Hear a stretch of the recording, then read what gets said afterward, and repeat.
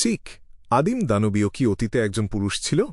ক্লাইন প্রায় তার চিবুকে হাত তুলে ফেলেছিল। সে একবার অনুমান করেছিল যে অশুভ দেবী আদিম দানবীর অস্তিত্বের কারণেই অ্যাসাসিন পাথওয়ের বিপরীত লিঙ্গের সদস্যরা সিকোয়েন্স 7-এর পরে নারীতে পরিণত হয়। কে জানত যে রোজেলের ডায়েরি নির্দেশ করবে যে আদিম দানবীয় হয়তো শুরুতে একজন পুরুষ ছিল? এটা দুটো সমস্যার কথা তুলে ধরেছিল। প্রথমত, আদিম দানবী প্রাকৃতিকভাবে জন্ম নেওয়া কোনো দেবতা ছিল না এবং তারা সিকোয়েন্স 0-তে পৌঁছানোর জন্য শুধুমাত্র পোষণের ওপর নির্ভর করেছিল। দ্বিতীয়ত, এই পাথওয়ের সম্পূর্ণ নারীসুলভ পরিবর্তনগুলো এর বিয়ন্ডার বৈশিষ্ট্যের মধ্যেই নিহিত ছিল। রোজেল একবার বিয়ন্ডার বৈশিষ্ট্য সংরক্ষণের সূত্রের পেছনের সত্যতা নিয়ে অনুমান করেছিল। তার সন্দেহ ছিল যে সমস্ত বিয়ন্ডার বৈশিষ্ট্য মূল সৃষ্টিকর্তা থেকে এসেছে, তাই এগুলোর কোনো বৃদ্ধি নেই এবং এর মোট পরিমাণ সংরক্ষিত থাকে। যদি ধরে নেওয়া হয় যে এটা সত্যি, তাহলে এর মানে কি এই যে সৃষ্টিকর্তা যিনি সবকিছু সৃষ্টি করেছেন তিনি সর্বব্যাপী, তার মধ্যে পুরুষত্ব, নারীত্ব এবং লিঙ্গ নিরপেক্ষতা সবকিছু একসাথে মিশে আছে। আর দানবী পাথওয়ে কি সম্পূর্ণ নারীত্বের একটা রূপ? অবশ্যই। সেই প্রাচীন বইটি হয়তো আসলেই নকল। রোজেলের আজকের ডায়েরির পাতাগুলোতে অনেক তথ্য ছিল। ক্লাইনের মনের ভেতর দিয়ে অনেক ভাবনা খেলে গেল এবং সে ডায়েরিটাকে তার হাতের মধ্যেই মিলিয়ে যেতে দিল। সে হাসল এবং জাস্টিস, দ্য সান এবং অন্যদের উদ্দেশ্যে বলল, তোমরা শুরু করতে পারো। আলজার উইলসন সাথে সাথে দ্য ওয়ার্ল্ডের দিকে তাকাল। তোমার ওয়্যারউলফ বৈশিষ্ট্যটি বিক্রি হয়ে গেছে। একজন কারিগর এর জন্য 1200 পাউন্ড দিয়েছে। আমাদের চুক্তি অনুযায়ী আমি 200 পাউন্ড পাব। তাছাড়া আমি ডিপসি নাগার চুলের খোঁজ পেয়েছি। প্রতিটা চুলের দাম 100 পাউন্ড, আর তোমার মোট 5টা দরকার। তুমি যদি এই চুক্তিতে রাজি থাকো, তবে আমি যত তাড়াতাড়ি সম্ভব কাজটা শেষ করব। ক্লাইন ওয়্যারউলফের বিয়ন্ডার বৈশিষ্ট্যের জন্য বেশি ভাগ দেওয়ার প্রতিশ্রুতি দিয়েছিল, কারণ সে জানত যে দ্য হ্যাংডম্যান ভ্যাম্পায়ার এমলিন হোয়াইটের চেয়ে অনেক বেশি পরিশ্রম করেছে এবং অনেক বেশি ঝুঁকি নিয়েছে। এই সময় সে কিছুক্ষণ ভাবল এবং দ্য ওয়ার্ল্ডকে দিয়ে উত্তর দেওয়ার জন্য নিয়ন্ত্রণ করল। কোনো সমস্যা নেই। আমাকে ডিপসি নাগার 5টি চুল এবং নগদ 500 পাউন্ড যত তাড়াতাড়ি সম্ভব দিয়ে দাও।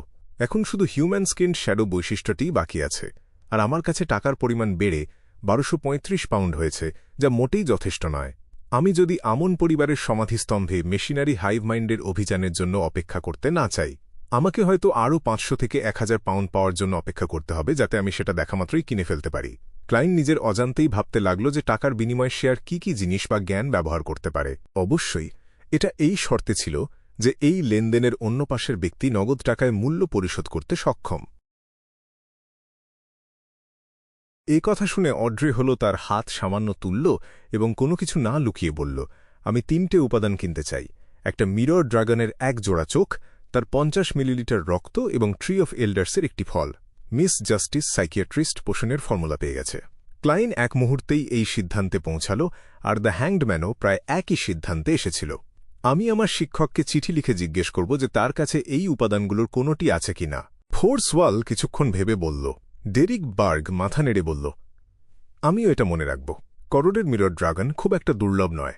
ট্রি অফ এল্ডার্সের ক্ষেত্রেও একই কথা। সিটি অফ সিলভারে একজন সাইকি অ্যানালিস্টের রেখে যাওয়া বিয়ন্ডার বৈশিষ্ট্যও আছে, তবে সেগুলো নিয়ে লেনদেন করা কঠিন এবং সহজেই সন্দেহ তৈরি হতে পারে। সাইকি অ্যানালিস্ট ছিল সাইকিয়াট্রিস্টের প্রাচীন নাম। তাদের এই কথাবার্তা যখন ক্লাইনের কানে পৌঁছাল, সে সাথে সাথে দ্য ওয়ার্ল্ডকে নিয়ন্ত্রণ করল এবং পুতুলটাকে দিয়ে কর্কশ ও বিষণ্ণ গলায় বলাল, আমি আমার পরিচিতদের মধ্যে খোঁজ নিয়ে দেখব। ও হ্যাঁ, আমাকে হিউম্যান স্কিন শ্যাডো বৈশিষ্ট্যটা খুঁজে বের করতে সাহায্য করতে থেকো। ঠিক আছে। অড্রে আত্মবিশ্বাসের সাথে তার উল্টো দিকের মানুষটির দিকে ঘুরল। মিস্টার হ্যাংডম্যান, তোমার যে উইন্ড ব্লেস্ট পোষণের ফর্মুলা দরকার, আমি সেটার দিকেও খেয়াল রাখব। সে ইতোমধ্যেই সাইকোলজি অ্যালকেমিস্টসে যোগ দিয়েছিল এবং একটা গোপন সংস্থা তাকে সমর্থন করছিল। তাদের সাহায্যে অনেক উপাদানের আর কোনো অভাব ছিল না। সে প্রয়োজনীয় মূল্য পরিশোধ করতে পারলেই সেগুলো পেতে পারত। ফোর্স আবার বলল, আমি আমার শিক্ষককে চিঠি লিখে জিজ্ঞেস করব। এই অগ্রগতি দেখে ক্লাইন বেশ সন্তুষ্ট বোধ করল। দীর্ঘদিন কঠোর পরিশ্রমের পর ট্যারোট ক্লাব অবশেষে দুটো বড় মাধ্যম তৈরি করতে পেরেছিল, সাইকোলজি অ্যালকেমিস্টস এবং আব্রাহাম পরিবার। অনেক কিছুই এবার সহজ হয়ে যাবে। দ্য ওয়ার্ল্ড হাসল এবং বলল, তোমাদের উত্তরগুলো আমাকে আশায় ভরিয়ে দিয়েছে, কিন্তু তোমাদেরকে অবশ্যই নিজেদের রক্ষা করার দিকে খেয়াল রাখতে হবে এবং এমনভাবে এগোতে হবে যাতে যতটা সম্ভব সন্দেহ এড়ানো যায়।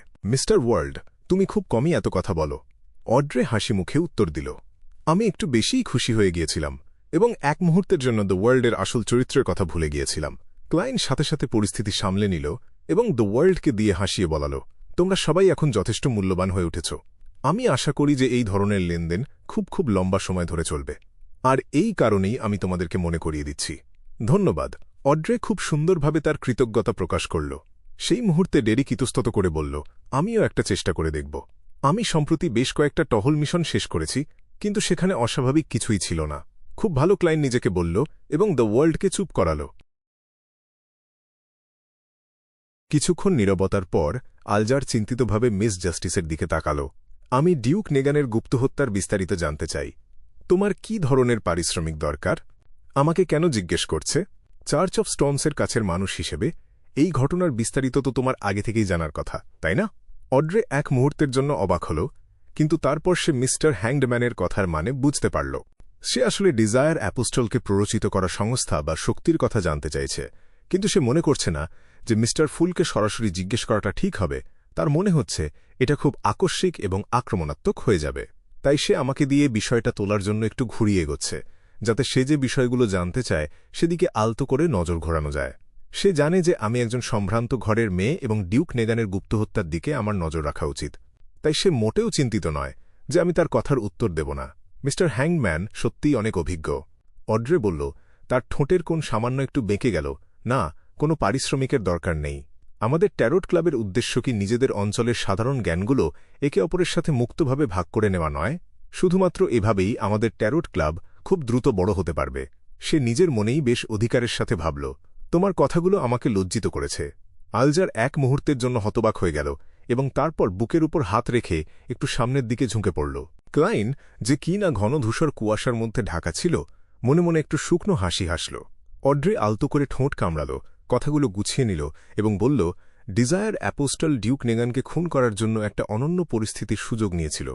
তীব্র আবেগ এবং কামনা উসকে দেওয়ার ক্ষমতা ব্যবহার করে এবং মারাত্মক আহত হওয়ার বিনিময়ে সে সফলভাবে ঘেরাটোপ ভেঙে পয়নিষ্কাশন নর্দমায় ঢুকে পড়েছিল।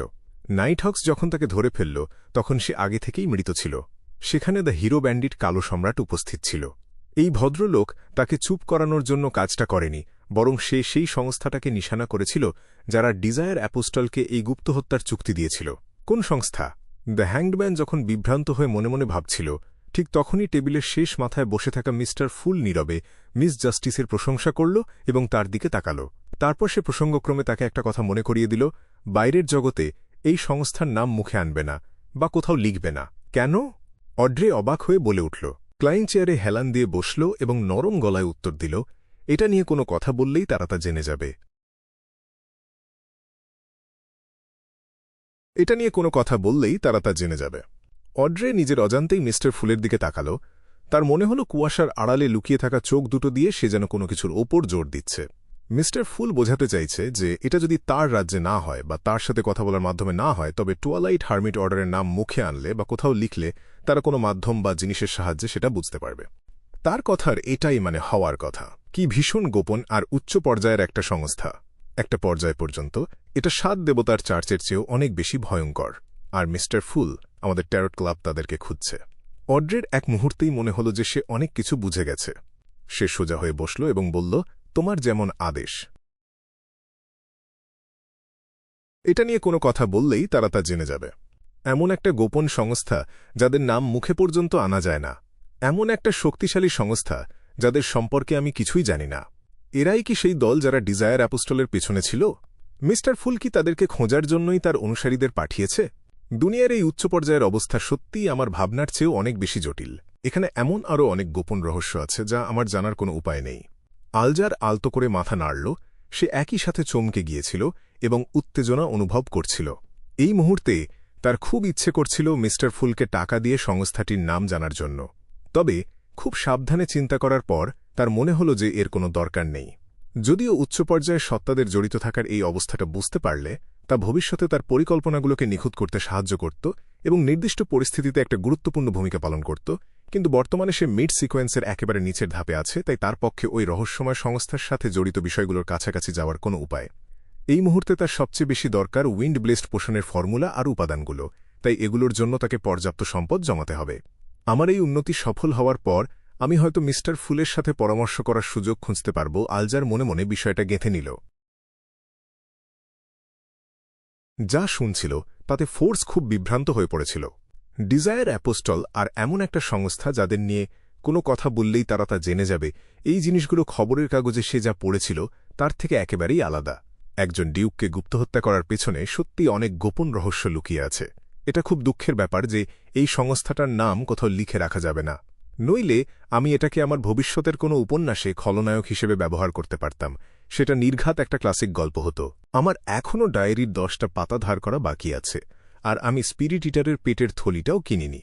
আপাতত এই ধরনের উচ্চ পর্যায়ের বিষয়গুলো বোঝার জন্য টাকা খরচ করার কোনো দরকার নেই। যাই হোক, ট্যারোট ক্লাবের ভেতরে যে গোপনীয়তা আর জ্ঞান ঘুরে বেড়াচ্ছে তা মিস্টার এর জমায়েতের চেয়ে 10 গুণ বেশি, অথবা তার চেয়েও অনেক বেশি কিছু। ফোর্স একজন লেখক হিসেবে নিজের কৌতূহলকে দমন করে রাখল। আর ডেরিক, সে জানত না ডিউক নেগান কে, তাই এই গুপ্তহত্যার পেছনে কে ছিল তা নিয়েও তার কোনো মাথা ব্যথা ছিল না। সে চুপচাপ শান্ত হয়ে বসে রইল, যেন সে কোনো ক্লাসে বসে আছে। টুয়ালাইট হার্মিট অর্ডারের বিষয়টা যখন শেষ হল, ফোর্স চারদিকে তাকালো এবং একটু পরখ করে জিজ্ঞেস করল, ভদ্রমহিলা এবং ভদ্রলোকেরা, একই স্তরের খুব বেশি বিয়ন্ডের বৈশিষ্ট্য জমা হয়ে যাওয়ার এই সমস্যাটা সমাধান করার কোনো উপায় কি তোমাদের জানা আছে?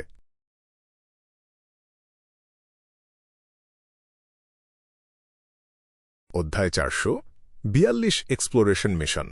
আলজার ফোর্সের দিকে তাকালো এবং একটা প্রশ্ন করল, তোমাকে কি জোর করে দ্বিতীয় অ্যাপ্রেন্টিস পোর্শনটা খাওয়ানো হয়েছিল? তুমি এত সহজে কিভাবে বুঝে গেলে? মনে হচ্ছে তুমি সেখানে বসেই সব দেখছিলে। ফোর্স অস্বস্তির সাথে গলা খাঁকারি দিয়ে বলল, হ্যাঁ, ধরে নাও এমনটাই হয়েছিল। তোমার কাছে কি সমাধান আছে?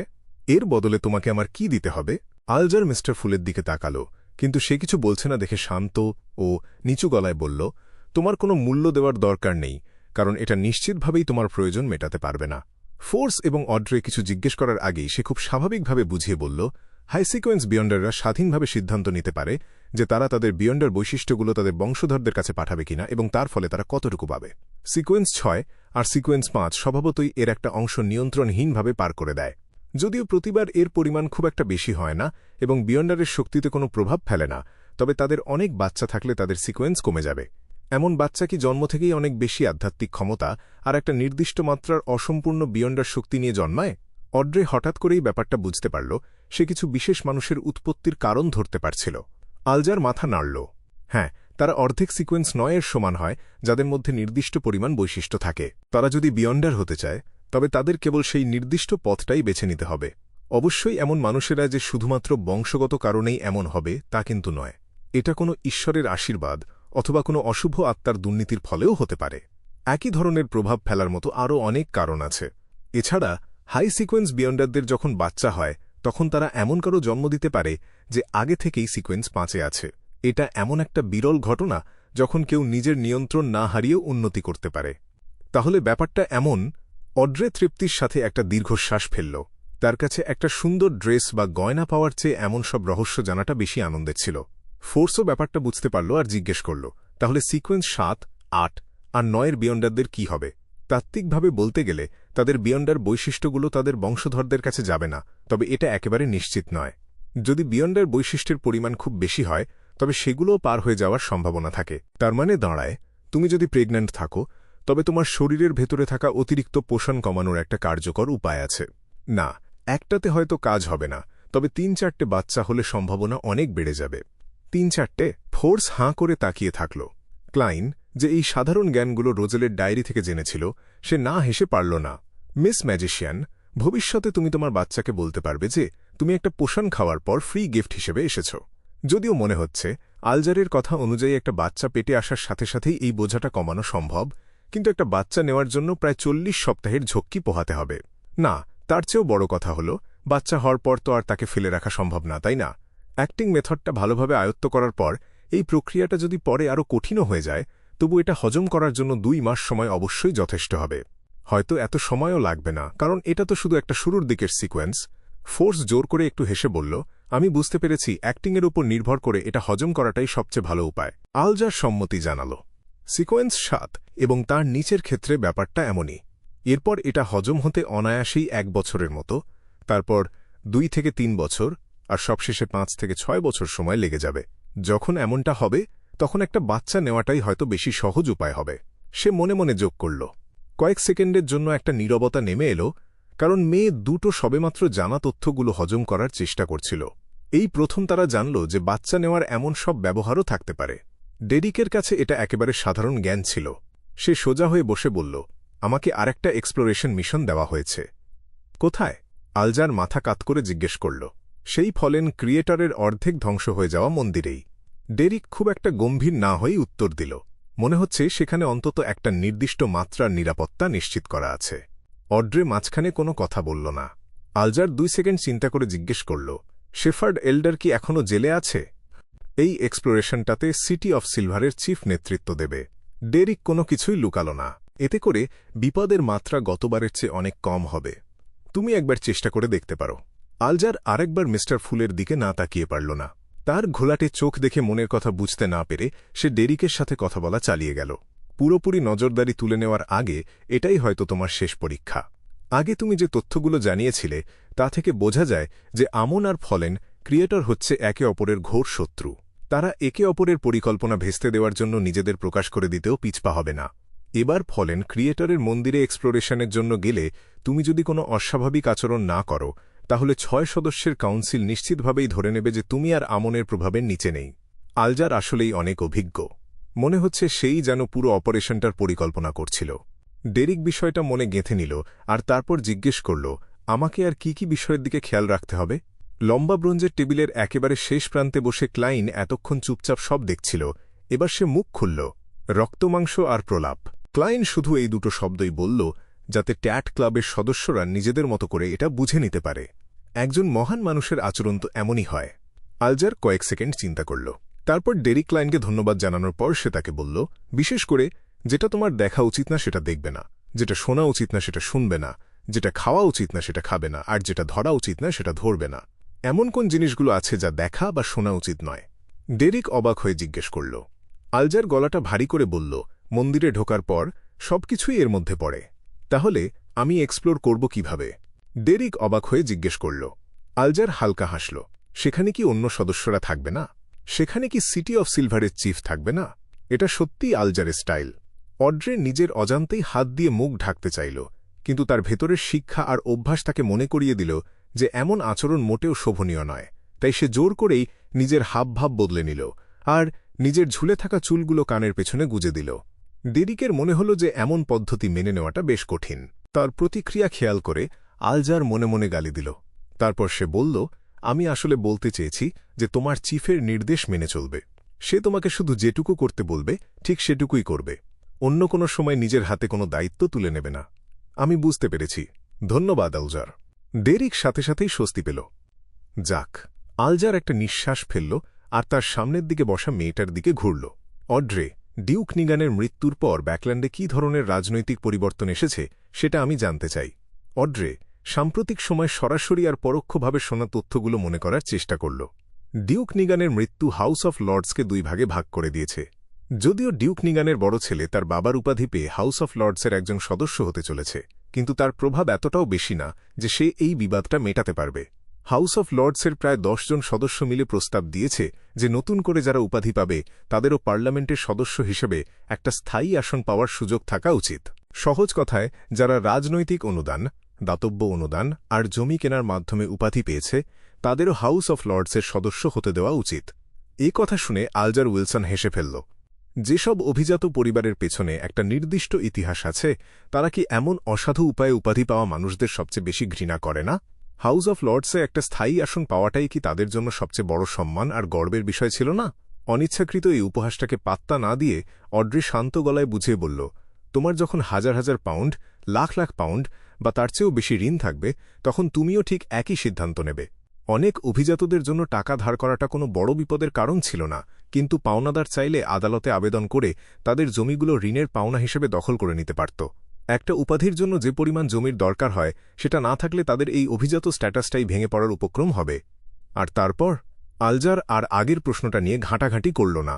অড্রে একটা মোটামুটি ধারণা দিল, এই ধরনের বিবাদের কারণে অনেকগুলো বিল আটকে আছে, যার মধ্যে শ্রমিকদের বেতন বাড়ানো, কাজের সময়ের উন্নতি করা আর দরিদ্র আইন সংশোধনের বিষয়গুলোও রয়েছে।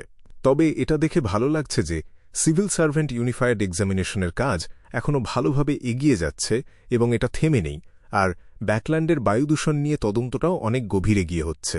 আপাতত কোনো যুদ্ধ হওয়ার সম্ভাবনা নেই। আলজার ফিসফিস করে বলল, আর তারপর সে অন্য সদস্যদের সাথে কথা বলতে শুরু করল। বাথরুমে বেশি সময় কাটালে সন্দেহ হতে পারে ভেবে তাদের কথা শেষ হওয়ার পর ক্লাইন ট্যাড গ্যাদারিং শেষের ঘোষণা দিল। নিজের ঘরে ফিরে অড্রে সাথে সাথেই উঠে দাঁড়াল না।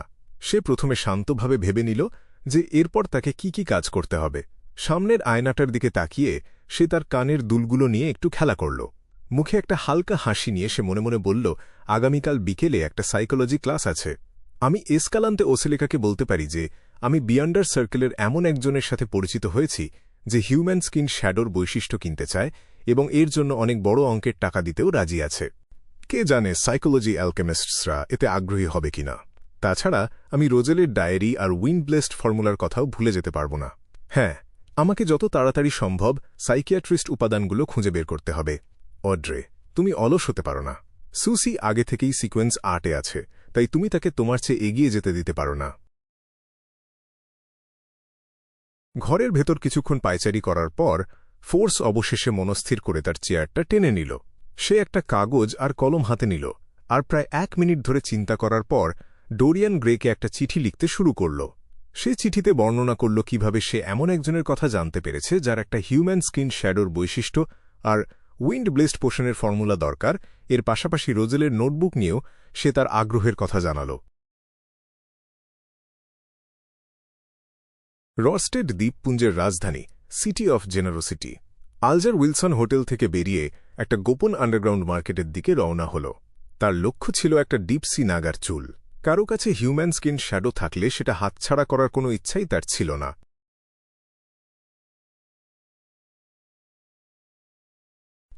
আমার কাছে টাকার অভাব আছে। ক্লাইন বসার ঘরে বসে আরেকবার দীর্ঘশ্বাস ফেলল।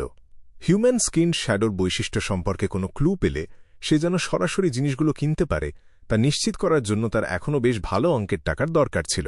ক্লাইন অনেকক্ষণ ধরে ভাবল যে কালো শার্ট পরা জিজ্ঞাসাবাদকর্তার রেখে যাওয়া বিয়ন্ডার বৈশিষ্ট্যটা বিক্রি করার জন্য তার অন্য কোনো উপায় খোঁজা উচিত কিনা, আর শিওদেরেচার টাকা জমানোর জন্য অপেক্ষা করা বন্ধ করা উচিত কিনা। বেশ কিছুক্ষণ পর দুপুরের নিস্তব্ধতা ভেঙে ডোরবেলের আওয়াজ বেজে উঠল।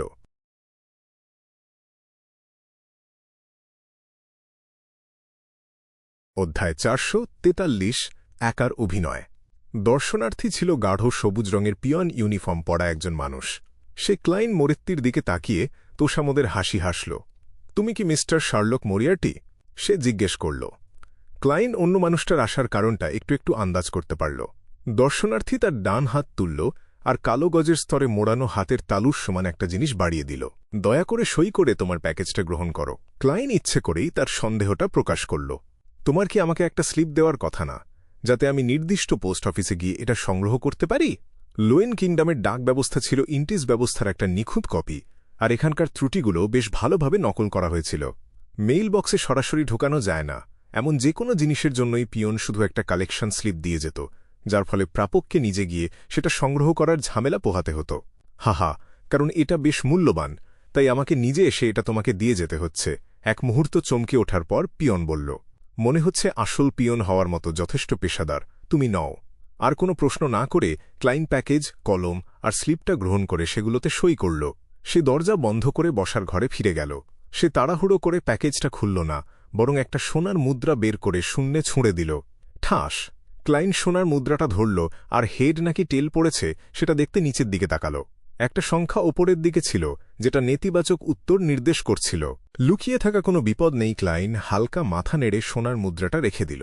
সে তার পকেটে থাকা কাগজের পুতুলটা ছুঁল আর সাবধানে প্যাকেজটা খুলল। কালো গজের একটার পর একটা স্তর সরিয়ে ফেলার পর ভেতরের জিনিসগুলো পরিষ্কারভাবে তার চোখের সামনে ভেসে উঠল। সেগুলো ছিল একটা ফ্যাকাশে সোনালি রঙের চমৎকার নকশা করা পকেট ঘড়ি, গাঢ় লাল রক্তমাখা একটা রুমাল, একসাথে বাঁধা 7-8টা বাদামি ছোট কোঁকড়া চুল আর এক গাদা নোট। তালিম ডুমন্টের জিনিসপত্র, তার চুল, তার রক্ত আর তার দৈনন্দিন রেকর্ড সবই এখানে আছে। প্রিন্স অ্যাডেসাক অগাস্টাস নিশ্চিতভাবেই খুব দক্ষ একজন মানুষ। এখনও রাতও হয়নি। ক্লাইন কফি টেবিলের জিনিসগুলোর দিকে তাকাল আর হঠাৎ তার মনে হল সেই মুহূর্তে অনেকেই তার দিকে তাকিয়ে আছে। 2000 বছরেরও বেশি ঐতিহ্যবাহী একটা প্রাচীন অ্যাঞ্জেল ফ্যামিলির নিশ্চিতভাবেই অভাবনীয় কোনো পটভূমি থাকবে। রাজপরিবারের অভ্যন্তরীণ দ্বন্দ্বের সাথে জড়িয়ে পড়ার কারণে যে কোনো মুহূর্তে আর যে কোনো জায়গায় আমার গুড়িয়ে যাওয়ার সম্ভাবনা আছে। হয়তো এখন থেকেই আমার ওপর নজর রাখা হচ্ছে। আমার নিরাপত্তা নিশ্চিত করতে আমাকে যথেষ্ট সাধারণ আর অপদার্থ হিসেবে নিজেকে তুলে ধরতে হবে। ক্লাইন আগেই সিদ্ধান্ত নিয়েছিল সে কি করবে, তাই সে সময় নিয়ে পকেট ঘড়ি, রুমাল আর চুলগুলো পরীক্ষা করল। এই প্রক্রিয়ার সময় তার আধ্যাত্মিক প্রবৃত্তি তাকে কোনো সতর্কবার্তা দিল না, অথবা তাকে ভবিষ্যদ্বাণী করার চেষ্টায় বাধাও দিল না। পরিস্থিতিটা আরও ভালোভাবে বোঝার পর ক্লাইন চিঠিটা বের করল, একটা কলম নিল আর তার ভবিষ্যদ্বাণীর বাক্যটা লিখল। তালিম ডুমন্টের মৃত্যুর আসল কারণ। সে এমনভাবে বড় মনের আর শান্ত আচরণ করল যেন সে বুঝতেই পারছে না যে সেই মুহূর্তে তার ওপর নজর রাখা হচ্ছে। কোঁকড়া চুল আর রুমালটা তুলে নিয়ে ক্লাইন সোফার পেছনে হেলান দিয়ে ভবিষ্যদ্বাণীর বাক্যটা জপ করল। কগিটেশনে প্রবেশ করার সাথে সাথে তার চোখ দুটো গভীর হয়ে গেল। 7 বার বাক্যটা উচ্চারণ করার পর সে স্বপ্নের জগতে চলে গেল আর কুয়েলা ক্লাবের পরিচিত লবিটা দেখতে পেল। আর তারপর সে দেখল তালিম তার হৃদয় চেপে ধরেছে, তার মুখটা আবার বিকৃত হয়ে গেছে। এই প্রকাশ থেকে বোঝা যাচ্ছে যে তালিম হঠাৎ হৃদরোগেই মারা গেছে। ক্লাইন চোখ খুলে বিড়বিড় করে নিজেকেই বলল। সে ভুরু কুঁচকাল, তার চোখে মুখে একটা হতভম্ব, বিভ্রান্ত আর চিন্তিত ভাব ফুটে উঠল। সে বেশ কয়েকটা ভিন্ন ভবিষ্যদ্বাণীর বাক্য চেষ্টা করল আর একই ফলাফল পেল। সে উঠে দাঁড়াল আর কয়েকবার পায়চারি করল। সে নিজের মাথায় একটা ঘুষি মারল, যেন সে তার বন্ধুকে সাহায্য করতে না পারায় বা অপরাধীকে খুঁজে বের করতে না পারায় নিজের ওপরই রেগেছিল। শেষ পর্যন্ত সে হতাশ হয়ে বসে পড়ল আর অনেকক্ষণ কোনো নড়াচড়া করল না। অন্ধকার ঘরে তাকে একটা পাথরের মূর্তির ছায়ার মতো লাগছিল। এটাই যথেষ্ট হওয়ার কথা। আমি অতিরিক্ত কিছু করতে পারি না। যদি আমার ওপর কেউ নজর না রেখে থাকে, তাহলে এতক্ষণ আমি বাতাসের সাথেই যুদ্ধ করছিলাম। ক্লাইন নিজেকে ছোট করে একটা হাসি দিয়ে মাথা নাড়ল, উঠে দাঁড়াল আর রান্নাঘরের দিকে হেঁটে গেল। রাতের খাবারের পর তালিম তার মৃত্যুর দিন আর তার আগের দিনগুলোতে কি করেছিল আর কার সাথে দেখা করেছিল সেই স্ট্যাকের নোটগুলো মনোযোগ দিয়ে পড়ার আগে তাকে আবার চনমনে মনে হল। বাড়ি, রেড রোজ ম্যানর, কুয়েলা ক্লাব, ভিকন কনরাডের অট্টালিকা, এর মধ্যে অস্বাভাবিক কিছু নেই। ক্লাইন একটা ধারালো পেন্সিল নিল আর গোল দাগ কাটল। আগামী কয়েকদিনে সে যেসব জায়গায় যাবে আর যাদেরকে নিয়ে খোঁজখবর নেবে সেই জায়গাগুলো চিহ্নিত করল। এই সব কিছু করার পর সে একটা লম্বা দীর্ঘশ্বাস ফেলল। কোনো আত্মবিশ্বাস ছাড়াই সে তার জিনিসপত্র গোছাল, হাত মুখ ধুল আর বিছানায় গেল। মাঝরাতে যখন লাল চাঁদ মেঘের স্তরের আড়ালে লুকিয়েছিল, ক্লাইন হঠাৎ চোখ খুলল আর জেগে উঠল। সে বিছানা থেকে নামল, আস্তে করে দরজা খুলল আর পাশের বাথরুমে ঢুকে পড়ল। এর মধ্যেই সে একটা কাগজের পুতুল বিকল্প ভদ্রলোক দিয়ে নিজেকে লুকিয়ে ফেলল। ঘড়ির কাঁটার উল্টো দিকে 4 পা হেঁটে সে ধূসর কুয়াশার ওপরে পৌঁছাল আর ফুলের নির্দিষ্ট আসনে বসে পড়ল। তার চোখগুলো পরিষ্কার হয়ে গিয়েছিল আর সে হতাশ, বিষণ্ণ অথবা নৈরাশ্যবাদী ছিল না। এর কিছুক্ষণ পরেই ক্লাইন তার পুরনো কাপড়ের তৈরি পাজামার একটা লুকানো পকেট থেকে রক্তমাখা রুমালটা বের করল। যখন সে তার জিনিসপত্র গোছাচ্ছিল, সে একজন ম্যাজিশিয়ান হিসেবে তার বিয়ন্ডার ক্ষমতা ব্যবহার করে রুমালটা নিজের শরীরে লুকিয়ে রেখেছিল। একটা লম্বা শ্বাস নেওয়ার পর ক্লাইন একটা কলম আর কাগজ তৈরি করল আর সে ভবিষ্যদ্বাণীর বাক্যটা লিখল, যেটা আগের চেয়ে কোনো অংশেই আলাদা ছিল না। তালিম ডুমন্টের মৃত্যুর আসল কারণ। শরীর আর মন শান্ত রেখে 7 বার বাক্যটা উচ্চারণ করার পর সে কাগজ আর রুমালটা হাতে নিয়ে চেয়ারে হেলান দিল আর নীরব, ফাঁকা পুরনো প্রাসাদে ঘুমিয়ে পড়ল। ধূসর, বিচ্ছিন্ন আর মায়াবী এক জগতে ক্লাইন আগের চেয়ে একেবারেই আলাদা একটা দৃশ্য দেখতে পেল। তার চোখের সামনে ছিল হাতের তালুর সমান একটা কাঠের অভিশাপের পুতুল, যেটাতে চোখ, নাক আর মুখ খোদাই করা ছিল। পুতুলটার গায়ে কয়েক ফোঁটা গাঢ় লাল রক্ত ছিল, যেটা এটাকে একটা দানবীয় চেহারা দিচ্ছিল। একটা হাতের তালু প্রসারিত হল। চামড়াটা ছিল সাদা আর চমৎকার, মসৃণ আর সুন্দর, সাথে 5টা সরু আর সূক্ষ্ম আঙুল ছিল যা হাতের রক্তমাংস আর হাড়কে আরও স্পষ্ট করে তুলছিল। সবচেয়ে বেশি চোখে পড়ার মতো জিনিস ছিল হাতের কনিষ্ঠ আঙুলে পরা নীলকান্তমণি বসানো একটা অসাধারণ আংটি। ঠাস! হাতের তর্জনীটা কালো শিখায় মোড়ানো ছিল যখন সেটা কাঠের অভিশাপের পুতুলের হৃৎপিণ্ডের দিকে তাক করল। কোনো শব্দ ছাড়াই দৃশ্যটা ভেঙে টুকরো টুকরো হয়ে গেল আর ক্লাইন তার স্বপ্ন থেকে জেগে উঠল। তার প্রাথমিক ধারণা ভুল ছিল না।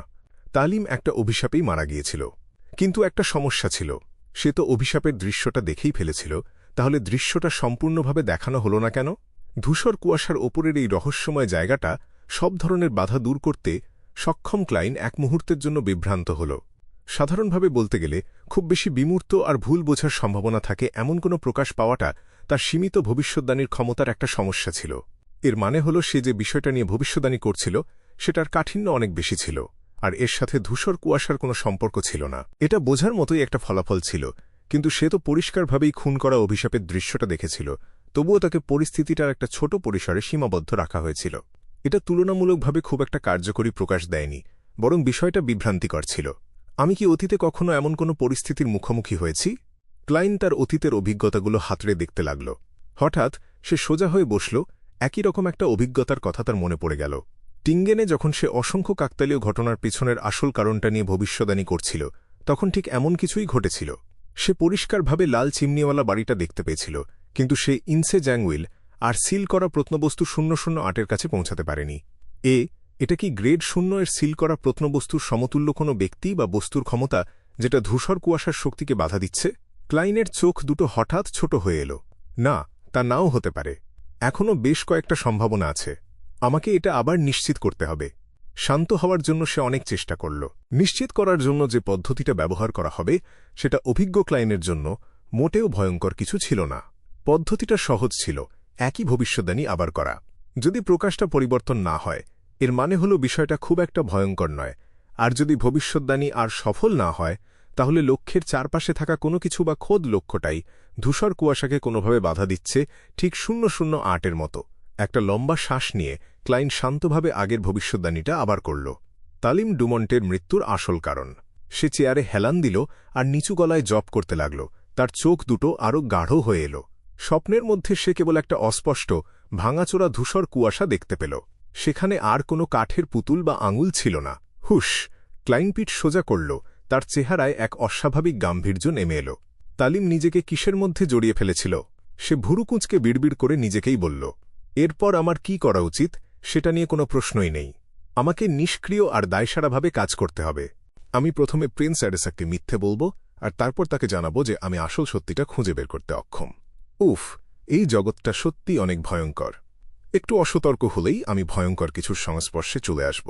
ক্লাইন দীর্ঘশ্বাস ফেলল, আর একটু অপেক্ষা করার সাহস না পেয়ে সে দ্রুত বাস্তব জগতে বাথরুমে ফিরে এল। মঙ্গলবার সকাল 9টা, ক্রাউন সিমেট্রিতে। ক্লাইন কালো শার্ট, কালো ভেস্ট আর একটা কালো টুইডের কোট পরে ভিড়ের একপাশে দাঁড়িয়েছিল, সাথে 12 সলি দিয়ে কেনা কিছু তাজা ফুল তার হাতে ছিল। সে গম্ভীরভাবে তালিমের কফিনটা বয়ে নিয়ে যেতে দেখল। তার আত্মার শান্তি কামনা করা হল, আর ধীরে ধীরে তাকে মাটির নিচে কবর দেওয়া হল। এই প্রক্রিয়ার সময় তালিমের মার চোখ দুটো লাল আর ফুলে গিয়েছিল। সে কয়েকবার কথা বলতে চাইল, কিন্তু তার গলা দিয়ে কোনো শব্দ বের হল না। তালিমের বাবার চুলগুলো পেকে গিয়েছিল, আর তার চেহারায় একটা ক্লান্ত ছাপ ছিল। সে শুধু সেখানে দাঁড়িয়েছিল আর হালকা কাঁপছিল। দৃশ্যটা যখন তার চোখে প্রতিফলিত হল, ক্লাইন মাথা পেছনের দিকে হেলিয়ে চোখ বন্ধ করল। শোক পালনকারীরা চলে যাওয়া পর্যন্ত সে অপেক্ষা করল। তারপর এগিয়ে গেল, নিচু হল, আর অন্য ফুলগুলোর ওপরে তার সাদা ফুলগুলো রাখল। আমাকে ক্ষমা করো, সে মনে মনে নীরবে বলল। উঠে দাঁড়িয়ে সে একপাশে সরে গেল, আর যখন চলে যাওয়ার উপক্রম করল, তখন ক্লাইন খেয়াল করল রিপোর্টার মাইক জোসেফ আর সার্জন অ্যারন সেরেস এগিয়ে আসছে। কি দুঃখজনক! আমি কখনোই ভাবিনি যে তালিম সত্যি সত্যি সত্যি মাইকের চেহারায় একটা যন্ত্রণার ছাপ ছিল, কারণ সে তার কথা শেষ করতে পারল না। অ্যারন, যে সবসময় আবেগহীন ছিল, সে তার চশমা খুলল আর চোখের কোণ মুছল। সে দীর্ঘশ্বাস ফেলে বলল, সে খুব বড় মনের একজন মানুষ ছিল। তার শেষটা এমন হওয়া উচিত হয়নি। হ্যাঁ, সে হয়তো তার দাদার দুর্নাম মুছে ফেলতে পারত। ক্লাইন সুর মেলাল। ঠিক তখনই সে দেখল মোটা কালো পোশাক পরা ঘোমটায় মুখ ঢাকা এক নারী তালিমের কবরের দিকে এগিয়ে আসছে। তার হাতেও এক তোড়া সাদা ফুল ছিল। ক্লাইন অন্যদিকে তাকাল, খুব একটা পাত্তা দিল না, শুধু চোখের কোণ দিয়ে নজর রাখল। ফুলগুলো রাখার জন্য নারীটি নিচু হল, আর তার বাম হাতের তালুটা বেরিয়ে পড়ল, যেটা কালো গজের দস্তানা দিয়ে ঢাকা ছিল। তার বাম হাতের কনিষ্ঠ আঙুলে একটা নীল রঙের রত্ন হালকাভাবে দেখা গেল। ক্লাইনের মাথার ত্বক মুহূর্তের মধ্যে শিউরে উঠল। তার পুরো শরীর অবশ হয়ে এল।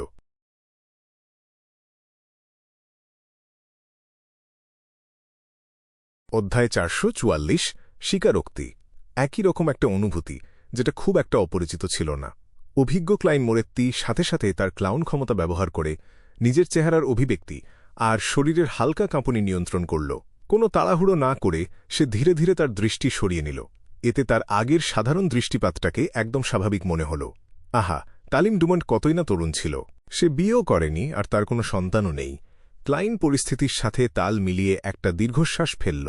সেই কথাটা বলেছিল, কারণ এতে ফুল দিতে আসা সেই নারীর প্রতি তার সূক্ষ্ম প্রতিক্রিয়ার একটা ভালো ব্যাখ্যা দাঁড় করানো যায়।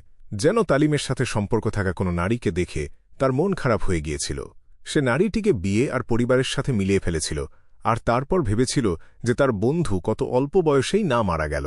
হ্যাঁ, আসলে এই বয়সে তার 4-5 বছর আগেই বিয়ে করা উচিত ছিল।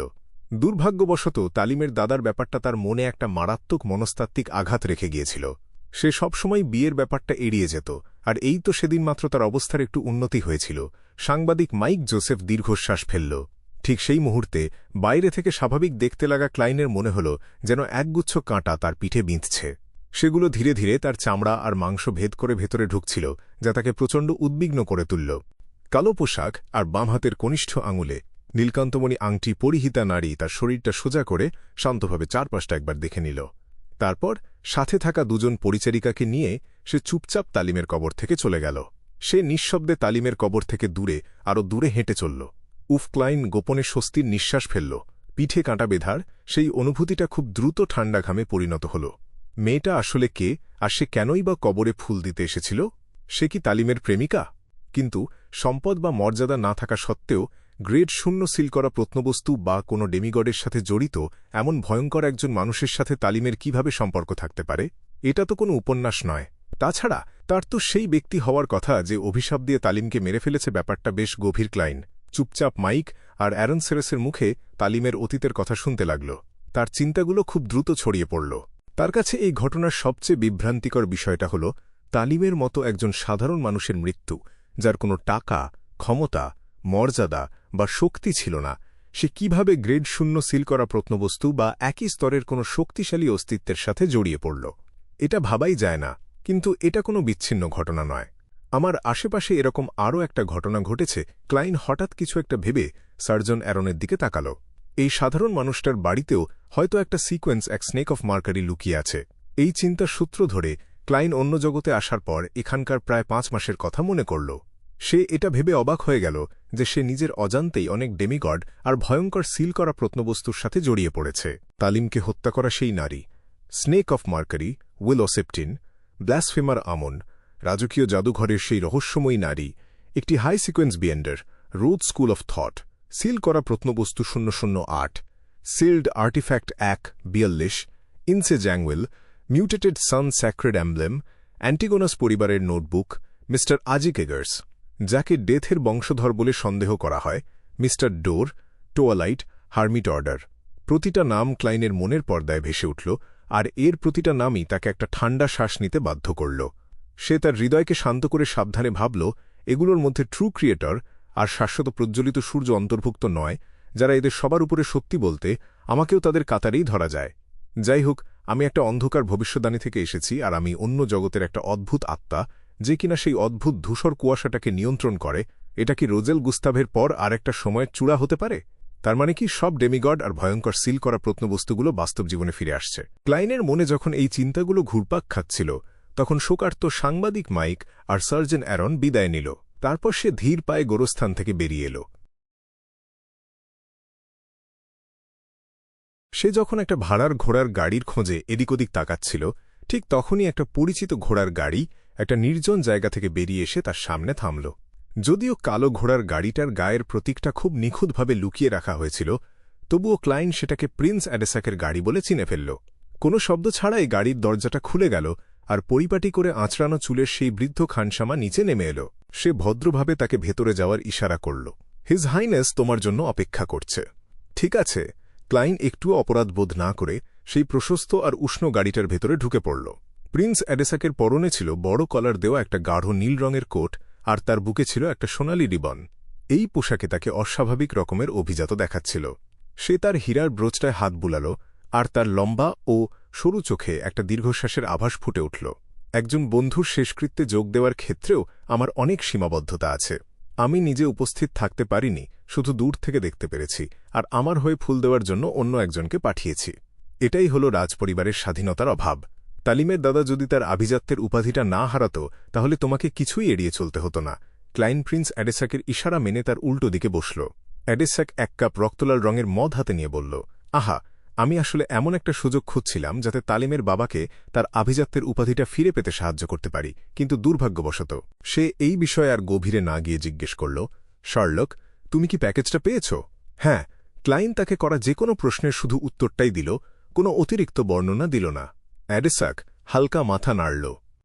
কোনো অগ্রগতি হল। আমি তালিমের চুল, রক্ত আর জিনিসপত্র ব্যবহার করে কয়েকবার ভবিষ্যদ্বাণী করার চেষ্টা করেছি, কিন্তু প্রতিবারই ফলাফল এসেছে যে সে হঠাৎ হৃদরোগে আক্রান্ত হয়ে মারা গেছে। ক্লাইন তার আবেগহীন আর সাবলীল বর্ণনার মাধ্যমে বোঝাতে চাইল যে আমার সিকোয়েন্স খুব একটা উঁচু নয়, আমার ক্ষমতা সীমিত। যদিও আমি ভবিষ্যদ্বাণীতে দক্ষ, কিন্তু অন্য পক্ষটা আরও বেশি শক্তিশালী, এবং আমি নিশ্চিত যে আমি এই সত্যটা বের করতে পারব না। অ্যাডেসাককে হতাশ দেখালো। সে একটা দীর্ঘশ্বাস ফেলল। তুমি তদন্তটা চালিয়ে যাওয়ার জন্য কি পরিকল্পনা করেছ? মৃত্যুর কয়েকদিন আগে তালিম যাদের সংস্পর্শে এসেছিল আর যেসব জায়গায় গিয়েছিল সেখান থেকেই শুরু করব। ক্লাইন তার পরিকল্পনা অনুযায়ী উত্তর দিল। অ্যাডেসাক বৃদ্ধ খানসামার দিকে তাকাল। সেখানে নিশ্চয়ই হুমকিমূলক জিজ্ঞাসাবাদ বা ঘুষের কোনো অভাব হবে না। শার্লককে তার তদন্তের ফি হিসেবে 100 পাউন্ড দিয়ে দাও। জি, হিজ হাইনেস।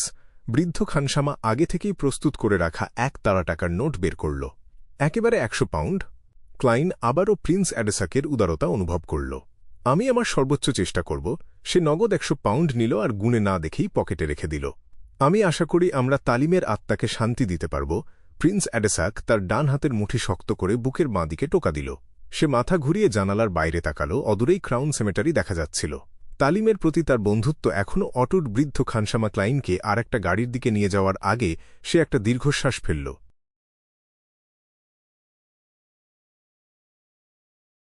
ইমপ্রেস বোরোতে আর্ল হলের বিলাসবহুল ভিলা।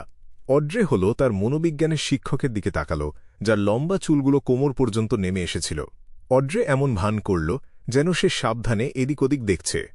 সে সাথে সাথে গলার স্বর নামিয়ে বলল, মিস এসকালান্তে ওসেলেকা, আমি সম্প্রতি একটা নতুন বিয়ন্ডার সমাবেশে যোগ দিয়েছি। সেখানে একটা হিউম্যান স্কিন শ্যাডো বৈশিষ্ট্য আর উইন্ড ব্লেসড পোষণ ফর্মুলার জন্য বেশ চড়া দাম হাঁকানো হচ্ছিল। আলাদা আলাদা মানুষের কাছে এগুলো তো সম্ভবত মিড সিকোয়েন্স জিনিস, তাই না? ব্যাপারটা বেশ আগ্রহজনক মনে হচ্ছে। হ্যাঁ, সাইকোলজি অ্যালকেমিস্টরা কি এতে আগ্রহী হবে? এসকালান্তে চমকে উঠল। সে কয়েক সেকেন্ড ভেবে বলল, আমি ফিরে গিয়ে জিজ্ঞেস করে দেখব। ঠিক আছে। অড্রে বেশ চটপটে ভঙ্গিতে উত্তর দিল, যেন সে এই ধরনের মিড সিকোয়েন্স লেনদেনের ব্যাপারে শুধুই কৌতূহলী। এসকালান্তে তার মনোযোগ ফিরিয়ে আনল আর গম্ভীর সুরে বলল, মিস অড্রে, যদিও তুমি ইতোমধ্যে একজন সিকোয়েন্স 8 বিয়ন্ডার হয়েছ, তবুও তোমাকে আধ্যাত্মবাদের আনুষ্ঠানিক শিক্ষা নিতে হবে। তুমি এখনও একজন স্পেকটেটর আর টেলিপ্যাথিস্টের কৌশল ও প্রয়োগ সম্পর্কে যথেষ্ট জানো না। পাশাপাশি এর ভিত্তি তত্ত্বগুলোও তোমার অজানা। আজ থেকে একজন সত্যিকারের বিয়ন্ডার হয়ে ওঠার জন্য আমি তোমাকে পথ দেখাব। আমিও সেটাই চাই, অড্রে আন্তরিকতার সাথে বলল। তার পায়ের কাছে বসে থাকা বড়সড় গোল্ডেন রিট্রিভার কুকুরটা, সুসি, আনন্দে লেজ নাড়াতে লাগল, যেন সে তার মালকিনের জন্য খুব খুশি। আজ আর কোনো কাজ না করার সিদ্ধান্ত নিয়ে ক্লাইন ঘোড়ার গাড়িতে করে 15 মিন্স্ক স্ট্রিটে ফিরে এল। সে দরজাটা খুলল আর নিজের টুপিটা খুলতে যাবে, ঠিক এমন সময় থমকে দাঁড়াল। তার আধ্যাত্মিক অন্তর্দৃষ্টি তাকে বলছিল যে বসার ঘরে কোনো একজন অপরিচিত মানুষ প্রবেশ করেছে। কেউ একজন তার ঘরে ঢুকেছে। এটা সে তো নিজের পায়ের ছাপ লুকানোর চেষ্টাই করেনি। এটাকে কি একটা সতর্কবার্তা হিসেবে ধরা যায়? কোনো সতর্কবার্তা না পাওয়ার চেয়ে একটা সতর্কবার্তা পাওয়া ভালো। ক্লাইন অনেকক্ষণ ধরে চুপচাপ হলের ভেতর দাঁড়িয়ে রইল। সাথে সাথে সে ঘুরে দাঁড়াল আর একটা ভাড়ার ঘোড়ার গাড়িতে করে স্টিম ক্যাথেড্রালের উদ্দেশ্যে রওনা দিল। ক্যাথেড্রালটা চিমনি আর ক্লক টাওয়ারের ওপর মাথা উঁচু করে দাঁড়িয়েছিল। চিমনিগুলো স্টিমের শক্তির প্রতিনিধিত্ব করছিল, আর ক্লক টাওয়ারটা তার ঝুলন্ত জটিল ঘড়িগুলোর মাধ্যমে যন্ত্রপাতির সৌন্দর্য ফুটিয়ে তুলছিল। আজ সাপ্তাহিক ছুটির দিন ছিল না, আর এখন দুপুর বা সন্ধ্যাও নয়। তাই হলের ভেতর মাত্র কয়েকজন ভক্ত চুপচাপ প্রার্থনা করছিল। ক্লাইন হাঁটার রাস্তার পাশে বসে পড়ল, তার ছড়িটা হেলান দিয়ে রাখল, টুপিটা খুলল। তারপর সে স্যাক্রেড এমব্লেমের সামনে 10 মিনিট ধরে প্রার্থনা করার ভান করল। এরপর সে তার জিনিসপত্র তুলে নিয়ে আল্টারের দিকে এগিয়ে গেল।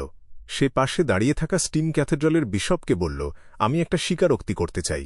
খুব ভালো, ঈশ্বর তোমাকে দেখছে। বিশপ, যার চেহারা ছিল দয়ালু আর কপালের দুই পাশের চুল ছিল ধূসর, সে তার পাশের স্বীকারোক্তি কক্ষের দিকে হেঁটে গেল। ক্লাইন তার পিছু পিছু গেল আর দরজাটা বন্ধ করে দিল। সে একটা চেয়ারে বসে পড়ল আর কাঠের বোর্ডের ভেতর দিয়ে বিশপকে বলল, আমি স্বীকার করছি যে বিপদের মুখোমুখি হওয়ার সময় আমি আমার নীতিগুলো মেনে চলিনি, আর আমি পিছিয়ে আসার সিদ্ধান্ত নিয়েছি। সেই সময় তুমি কি ভাবছিলে? বিশপ খুব শান্তভাবে জিজ্ঞেস করল। ক্লাইন সাথে সাথে তালিমের মৃত্যু, তার সন্দেহ, মেশিনারি হাইভ মাইন্ডের সতর্কবার্তা আর প্রিন্স অ্যাডেসাকের দেওয়া দায়িত্বের কথা বিস্তারিতভাবে খুলে বলল। ভবিষ্যদ্বাণী থেকে কোনো উত্তর না পাওয়ার পর সে রাজপরিবারের দ্বন্দ্বের সামনে নিজের আন্তরিক ভীরুতার কথা প্রকাশ করল। সে যে সরাসরি কার্লসনের কাছে যায়নি তার কারণ হল সে ভয় পাচ্ছিল যে শুধু তাকেই নজরদারিতে রাখা হচ্ছে না, বরং প্রিন্স অ্যাডেসাকের লোকেরাও আড়াল থেকে তার ওপর নজর রাখছে। একবার তার উদ্দেশ্য পরিষ্কার হয়ে গেলে সে নিশ্চিত ছিল না যে তাকে আবারও কোনো বিপদের সম্মুখীন হতে হবে কিনা। স্টিম ক্যাথেড্রাল হল গড অব স্টিম অ্যান্ড মেশিনারিজের চার্চের সদর দপ্তর, আর এটা 3টি মহান পবিত্র মন্দিরের মধ্যে অন্যতম। ভেতরে যা কিছু ঘটুক না কেন কেউ তার ওপর নজর রাখতে পারত না। ক্লাইন আসলে গড অব স্টিমের চার্চের মাধ্যমে নিজের আসল চিন্তাভাবনাগুলো জানাতে চেয়েছিল, যাতে সে আরও গভীর কোনো দ্বন্দ্বে জড়িয়ে পড়া থেকে বাঁচতে পারে।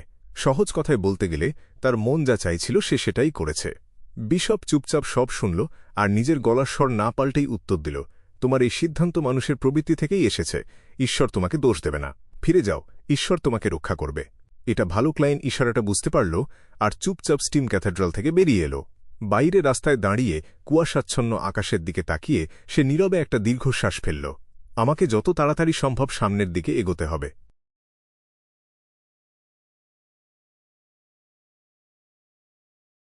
অধ্যায় 445 লাইভ ব্রডকাস্ট। আকাশে বিদ্যুতের ঝলকানি দেখা গেল। সেই আলোতে মিশকালো শহরের দেয়ালগুলো উজ্জ্বল হয়ে উঠল। ডেরিক বার্গের পিঠে একটা চামড়ার ব্যাগ ছিল। তার হাতে ছিল এক্স অফ হারিকেন। ডেরিক তার দলের প্রায় 10 জন সদস্যের সাথে একটা গুহার দরজার বাইরে দাঁড়িয়েছিল। সে চোখ তুলে উপরের দিকে তাকাল। সে দেখল শহরের দেয়ালের পাথরের ফাটলের মাঝে শুকনো আর শক্ত কালো মাটি জমে আছে, কিন্তু সেখান থেকেও একগুচ্ছ জেদি আগাছা গজিয়ে উঠেছে। আগাছাগুলো খুব ঘন ছিল আর দেখতে মানুষের চুলের মতো লাগছিল। ঠিক সেই মুহূর্তে ডেরিক হালকা পায়ের শব্দ শুনতে পেল। সে তাড়াতাড়ি তার দৃষ্টি সরিয়ে নিল আর শহরের গেটের দিকে তাকাল। বিদ্যুতের আলো আর অন্ধকার আসা যাওয়ার মাঝে একটা লম্বা অবয়ব ধীরে ধীরে হেঁটে আসল। তার পিঠে 2টো সোজা তলোয়ার ক্রস করে রাখা ছিল। তারপর ডেরিক আর বাকিদের চোখে পড়ল তার ফ্যাকাশে এলোমেলো চুল। তার চোখগুলো দেখে মনে হচ্ছিল অনেক পুরনো। তার শরীরে ছিল আঁকাবাঁকা, গভীর আর পুরনো ক্ষতের দাগ। সে একটা বাদামি রঙের কোট আর সনের রঙের শার্ট পরেছিল, যা সে সব সময় পরত। সামনে এগিয়ে আসা মানুষটি ছিল সিটি অফ সিলভারের চিফ। সে 6 সদস্যের কাউন্সিলের প্রধান ছিল আর তার নাম ছিল কলিন ইলিয়াড। সে একজন খুব শক্তিশালী ডিমন হান্টার ছিল। তাকে অভিবাদন জানানোর পর ডেরিক অবচেতনভাবেই সিটি অফ সিলভারের চিফের কোমরের দিকে তাকাল। সেখানে একটা চামড়ার বেল্ট ছিল যা অনেকগুলো ভাগে ভাগ করা ছিল, আর প্রত্যেকটা ভাগের ভেতরে আলাদা আলাদা ধাতব বোতল রাখা ছিল। এটা ছিল একজন অভিজ্ঞ আর শক্তিশালী ডিমন হান্টারের প্রতীক। ডেরিক আগে তার বাবা মায়ের কাছে শুনেছিল যে ডিমন হান্টাররা বিভিন্ন দানবের দুর্বলতা খুব ভালোভাবে খুঁজে বের করতে পারে। তারা বিভিন্ন উপকরণের ব্যবহারও বুঝতে পারে। দানবদের বিরুদ্ধে লড়াই করার সময় তারা তাদের বিশেষ কজিটেশন অবস্থা ব্যবহার করতে পারে, আর উপকরণগুলো দিয়ে তারা জাদুকরী ওষুধ, পবিত্র মলম, এসেনশিয়াল অয়েল আর বিশেষ ইমপ্রিন্ট তৈরি করতে পারত। তারপর এগুলো খেয়ে, শরীরে মেখে আর ব্যবহার করে তারা তাদের লক্ষ্যবস্তুকে আটকে ফেলতে পারত। এক অর্থে অভিজ্ঞ, জ্ঞানী, প্রস্তুত আর বুদ্ধিমান ডিমন হান্টাররা ছিল বেশিরভাগ দানবের জন্য সবচেয়ে বড় শত্রু। তাদের কোমরে থাকা ছোট ধাতব বোতলের সংখ্যা আর ধরন তাদের অভিজ্ঞতার প্রমাণ দিত। অবশ্য এগুলো ডিমন হান্টারদের বিয়ন্ডার ক্ষমতার একটা অংশ মাত্র ছিল। শুধু এগুলোর উপর নির্ভর করে তাদের ডেমিগড বা সেন্ট বলা যেত না। সিটি অফ সিলভারের চিফ চারদিকে তাকাল আর নিশ্চিত হল যে দলের সবাই উপস্থিত আছে। তারপর সে নিচু গলায় বলল, বাতি জ্বালাও, চলো যাই। দলের 2 জন সদস্য সাথে সাথে তাদের লণ্ঠনের মোমবাতিগুলো জ্বালিয়ে দিল। খুব পাতলা চামড়ার ভেতর দিয়ে একটা হালকা হলুদ আলো ছড়িয়ে পড়ল। দিনের বেলায় যখন বিদ্যুতের ঝলকানি অনেক বেশি হতো, তখন সিটি অফ সিলভারের ভেতরে মোমবাতি ব্যবহারের কোনো দরকার পড়ত না, কারণ প্রতি 2 থেকে 3 সেকেন্ড পরপর সেখানে আলো জ্বলে উঠত। তাছাড়া আশেপাশের এলাকার দানবগুলোকে বারবার পরিষ্কার করা হয়েছিল। তবে সিটি অফ সিলভার থেকে বের হয়ে অন্ধকারে ঢোকার পর তাদের যথেষ্ট মোমবাতির আলো বজায় রাখতে হতো। তা না হলে যদি কখনো আকাশে বিদ্যুতের আলো না জ্বলত আর অন্ধকার 5 সেকেন্ডের বেশি স্থায়ী হতো, তাহলে কিছু দানব দলকে আক্রমণ করার প্রবল সম্ভাবনা থাকত। ভয়ঙ্কর যুদ্ধ হওয়াটা সবচেয়ে ভয়ের বিষয় ছিল না। ডেরিকের সবচেয়ে স্পষ্ট মনে ছিল একটা গল্প যা তার বাবা মা তাকে বলেছিল। একবার যখন তারা অন্ধকারের গভীরে অনুসন্ধান করছিল, তখন পচন্ত লাশের পালের সাথে তাদের একটা লড়াই হয়েছিল। সেই লড়াইয়ের কারণে তারা সময়মতো মোমবাতি পাল্টাতে পারেনি। এর ফলে তাদের ৮ সেকেন্ড ধরে অন্ধকারে ডুবে থাকতে হয়েছিল। যখন আবার বিদ্যুৎ চমকালো আর মোমবাতির আলো দেখা গেল, তখন তারা অবাক হয়ে দেখল যে তাদের ৮ জন সদস্যের মধ্যে মাত্র ৫ জন অবশিষ্ট আছে। বাকি ৩ জন একদম চুপচাপ গায়েব হয়ে গিয়েছিল, তাদের আর কখনোই দেখা যায়নি। ডেরিক একটা দীর্ঘশ্বাস নিল। সে এক্স অফ হ্যারিকেন শক্ত করে ধরল। তারপর সে দলের মাঝখানে হেঁটে সিটি অফ সিলভারের চিফের পেছনে পূর্ব নির্ধারিত দিকে এগোতে লাগল। একটা বিদ্যুতের ঝলকানি দেখা গেল। লম্বা কালো ঘাসে ঢাকা সমভূমিটাকে তখন একটা ভয়ঙ্কর অয়েল পেইন্টিংয়ের মতো লাগছিল। ১০ জন বিয়ন্ডারের অনুসন্ধান দল এবড়োখেবড়ো নুড়ি পাথরে ভরা পথ ধরে হাঁটতে লাগল। তারা কালো ঘাসের গভীরে প্রবেশ করল। বিদ্যুতের আলো কমে গেল। ঘন অন্ধকার সাথে সাথে তাদের উপর নেমে আসল, তাদের প্রায় পুরোপুরি গ্রাস করে নিল। হলুদ মোমবাতির আলো চামড়া ভেদ করে বের হয়ে আসছিল। সেই দুর্বল আলো এদিক ওদিক দুলছিল আর চারপাশের এলাকা পাহারা দিচ্ছিল। ইস্ট বড়োর একটা নোংরা আর সস্তা কফি শপে আগে থেকে ঠিক করার সময় অনুযায়ী ক্লাইন মোরেত্তি ওল্ড কোহলারের দেখা পেল। কোহলার তার টোস্টে মাখন লাগাচ্ছিল। ক্লাইন টেবিলের উপর রাখা একটা দুমড়ানো সিগারেটের দিকে তাকিয়ে হাসল। নতুন কিনেছ? না, এটা পুরনো।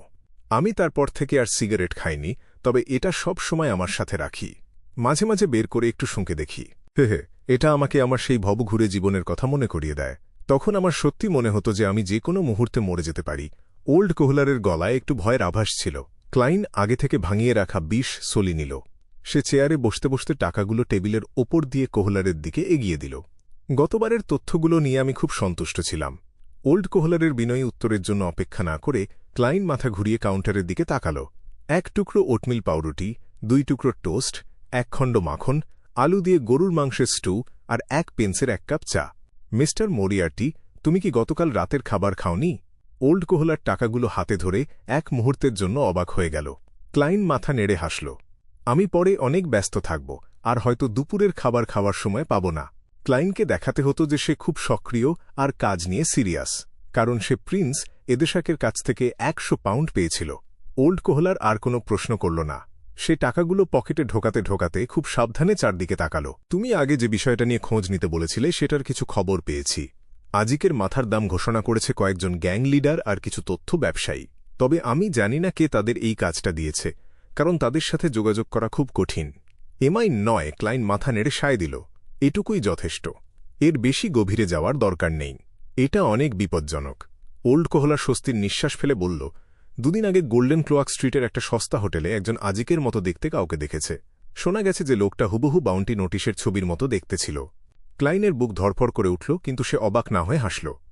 তারপর? এমন তো নয় যে আমি যখনই এই বাউন্টিটা নেওয়ার জন্য তৈরি হলাম তখনই ব্যাপারটা শেষ হয়ে গেল।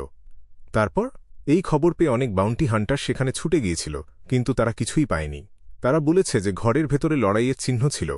ওল্ড কোহলার তার জোগাড় করা তথ্যগুলো মনে করার আপ্রাণ চেষ্টা করল। খবরটা নিশ্চয়ই প্রথমে এমআই নয় এর কাছে পাঠানো হয়েছিল। আজিক কি তাদের সাথে গোপনে লড়াই করেছিল? কে জানে ফল কি হয়েছিল। ক্লাইন সস্তা কফি শপের মালিকের দিকে তাকাল, যে একটা প্লেট হাতে নিয়ে এদিকেই আসছিল। সে নিজে নিজে বিড়বিড় করার ভান করে ওল্ড কোহলারকে বলল, একটু পরে আমাকে গোল্ডেন ক্লোয়াক স্ট্রিটে নিয়ে চলো। হয়তো আমি কোনো সূত্র পেতে পারি। ইস্ট বড়োতে সকালের নাস্তার সময় পেরিয়ে গিয়েছিল, তাই সস্তা কফি শপটাতে খুব কম খদ্দের ছিল। ঠিক আছে। ওল্ড কোহলার কোনো দ্বিধা ছাড়াই রাজি হয়ে গেল। সব মিলিয়ে ১৬.৫ পেন্স সস্তা কফি শপের মালিক ক্লাইনের নাস্তা টেবিলের ওপর রাখল। আলুর সাথে গরুর মাংস খুব বেশি ছিল না, তবে স্টুটা অনেক বেশি রান্না করা হয়েছিল। এটা স্পষ্ট বোঝা যাচ্ছিল যে খাবারটা আগে থেকেই তৈরি করা ছিল। খাবারের কড়া গন্ধে ওল্ড কোহলারের জিভে এমন জল চলে আসল যে সে নিজের অজান্তেই ঢোক গিলল। বিল মেটানোর পর ক্লাইন একটা কাঁটা চামচ আর চামচ হাতে নিয়ে ওল্ড কোহলারকে বলল, বলো, এখন আর দো ফুলের অনুসারীদের খোঁজার মতো তেমন কেউ নেই, শুধু কয়েকজন নাছোড়বান্দা বাউন্টি হান্টার ছাড়া। অনেক বেকার নারী সুতোকর্মী আর কিছু পুরুষ শ্রমিক ইস্ট বড় ছেড়ে চলে গেছে। ওল্ড কোহলার একটার পর একটা বিষয় বলতে লাগল। কি? ক্লাইন গরুর মাংস গিলে মাথা তুলে তাকাল। ইস্ট বড় ছেড়ে চলে গেছে? তারা নিশ্চয়ই অন্য কোনো কাজ পেয়ে গেছে। তবে তারা কোথায় গেছে সেটা আমি জানতে পারিনি। ওল্ড কোহলার সত্যি কথাই বলল। তাদের পরিবারের লোকেরা কি কিছু জানে না? ক্লাইন জোর দিয়ে জিজ্ঞেস করল। কেউ কেউ তাদের বেকার পরিবারের সদস্যদের নিয়ে চলে গেছে, আবার কেউ কেউ শহরের বাইরে থেকে একা কাজ খুঁজতে এসেছিল। ওল্ড কোহলার আগে থেকেই কিছু খোঁজখবর নিয়ে রেখেছিল। তাদের পছন্দের ধরন দেখে মনে হচ্ছে কোথাও কোনো গোলমাল আছে। ক্লাইন কথাটা মনে রাখল। সে খেতে খেতে ইস্ট বড়োতে সম্প্রতি ঘটে যাওয়া বিভিন্ন বিষয় নিয়ে ওল্ড কোহলারের কথা শুনতে লাগল। পরবর্তী সাক্ষাতের সময় ঠিক করার পর ক্লাইন চামচ নামিয়ে রাখল। সে মুখ মুছে তার টুপিটা হাতে নিয়ে বলল, চলো গোল্ডেন ক্লোয়াক স্ট্রিটের দিকে যাই। গোল্ডেন ক্লোয়াক স্ট্রিটের একমাত্র সস্তা হোটেলটিতে। গোল্ডেন ক্লোয়াক স্ট্রিট হোটেলের মালিক 2 পেন্স বকশিস নেওয়ার পর ক্লাইন আর ওল্ড কোহলারকে সেই ঘরে নিয়ে গেল। সবার সন্দেহ ছিল যে আজিক এই ঘরেই থাকত। এই সময়ে অনেক বাউন্টি হান্টার এখানে এসেছে। হে হে, এতে আমার বেশ ভালোই রোজগার হয়েছে, তাই আমি ঘরটাকে আগের মতোই রেখে দিয়েছি। গোল্ডেন ক্লোয়াক স্ট্রিট হোটেলের মালিক তার চাবি দিয়ে দরজা খুলে ভেতরের দিকে আঙুল দেখাল। প্রথম দেখায় ক্লাইন দেখতে পেল যে ঘরের চেয়ারগুলো উল্টানো আর সব জায়গায় ছেঁড়া ন্যাকড়া ছড়ানো আছে। লড়াইয়ের আর কোনো চিহ্ন সেখানে ছিল না। তার প্রখর আধ্যাত্মিক দৃষ্টি দিয়ে ক্লাইন বিছানার নিচে তাকাল। 2 সেকেন্ড তাকিয়ে থাকার পর সে এগিয়ে গেল আর নিচু হয়ে বিছানায় হাত চাপড়াল। হঠাৎ করে ধুলো উড়ে গেল আর বিছানার নিচ থেকে একটা ছাইরঙা ইঁদুর লাফ দিয়ে বেরিয়ে আসল। ইঁদুরটাকে দেখতে একদম স্বাভাবিক লাগছিল, কোনো সমস্যা ছিল না। কিন্তু ক্লাইনের স্পিরিট ভিশনে ইঁদুরটার আভা শুধু কালো আর সবুজ রঙের দেখাচ্ছিল। মৃত ছাইরঙা ইঁদুরটা একটা কোণ ঘুরে দেয়াল বেয়ে উপরে উঠতে লাগল। তখন ক্লাইনের চোখে তার পেটটা পড়ল। সেই নরম জায়গাটার মাংস সবুজ হয়ে গিয়েছিল আর সেখান থেকে পুঁজ বেরোচ্ছিল। যে কেউ দেখলেই বুঝতে পারত যে তার ভেতরের অঙ্গগুলো একইভাবে পচে গেছে। ক্লাইন চিন্তিতভাবে ওল্ড কোহলারের দিকে তাকাল। কোহলার মৃত ছাইরঙা ইঁদুরের দিকে মোটেও খেয়াল করছিল না। আজিকের মাথার দাম কি প্রত্যাহার করা হয়েছে? না। ওল্ড কোহলার মাথা নেড়ে নিশ্চিত করল। ক্লাইন আবার ঘরটা ভালো করে দেখল। তারপর সে বাইরে বেরিয়ে এসে বলল, চলো যাই, এখানে কোনো দরকারি সূত্র নেই। 15 মিন্স্ক স্ট্রিট। ক্লাইন সারাদিন ব্যস্ত থাকার পর তার বিছানায় শুয়ে পড়ল আর স্বপ্নের জগতে প্রবেশ করল। মাঝে মাঝে টানা আর মাঝে মাঝে ভাঙা ভাঙা দৃশ্য তার চোখের সামনে ভেসে উঠতে লাগল। হঠাৎ করেই ক্লাইন জেগে উঠল। সে জানত যে সে স্বপ্ন দেখছিল। একটা শক্তি আমার স্বপ্নে ঢুকে পড়েছে। ক্লাইন তার আগের ঘোর লাগা অবস্থা বজায় রেখে চারপাশটা ভালো করে দেখে নিল। সে নিজেকে উর্বর মাঠের একটা শহরতলিতে আবিষ্কার করল। দূর থেকে একটা নদী বয়ে এসে তার সামনের খাদের চারপাশে একটা বাঁক নিয়েছিল। খাদের এক পাশটা একদম ফাঁকা ছিল। সেখানে একটা খাঁটি সাদা পাথর দেখা যাচ্ছিল।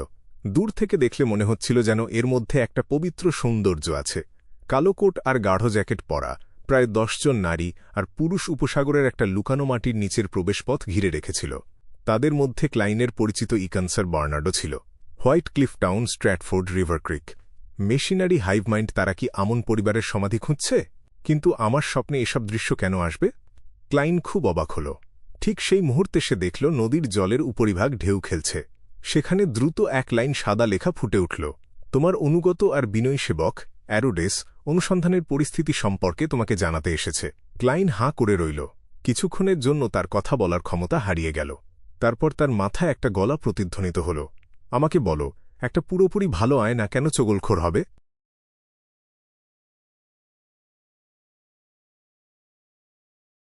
অধ্যায় 446, মেশিনারি হাইভ মাইন্ডের যুদ্ধের ধরন। এক মুহূর্তের মধ্যে ক্লাইন তার সেই রহস্যময় রূপে ফিরে গেল, সবকিছুর ওপর নজর রাখা ফুল হিসেবে। সে মাথা নেড়ে বলল, খারাপ না। তার সামনে নদীর পানি ফুলে উঠল। সাদা শব্দগুলো একে অপরের সাথে মিলেমিশে নতুন আকার নিল।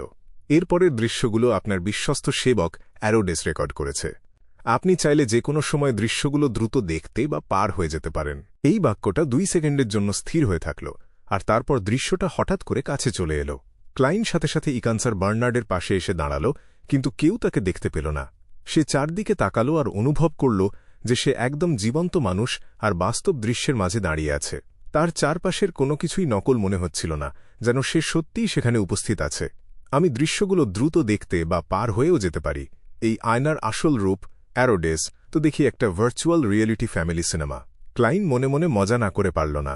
সে আবার মেশিনারি হাইভ মাইন্ড দলের সদস্যদের দিকে তাকাল। সে দেখল যে তাদের নেতৃত্বে আছে সাদা পুরোহিতের পোশাক আর টুপি পরা এক বয়স্ক লোক। লোকটার চেহারা অস্বাভাবিক রকমের দয়ালু, আর তার অভিব্যক্তি একদম শান্ত আর নম্র। হুজুর, সবাই তৈরি? ইকানসার বয়স্ক লোকটার কাছে গিয়ে মাথা ঝুঁকিয়ে বলল। আর্চবিশপ, ইনিই কি গড অফ স্টিম অ্যান্ড মেশিনারিজের চার্চের ব্যাকল্যান্ড এলাকার আর্চবিশপ, ডেমিগড হোরামিক হেইডেন? মেশিনারি হাইভমাইন্ড আসলেই খুব সাবধানী, মোটেও বোকা না। কে জানে, হয়তো তারা একটা গ্রেড, এক সিল্ড আর্টিফ্যাক্টর সাথে নিয়ে এসেছে, আর আগেই একটা ভবিষ্যৎবাণী করে নিয়েছে। কারণ মিস্ট্রি প্রায়ার পাথওয়ে তো তাদেরই নিয়ন্ত্রণে।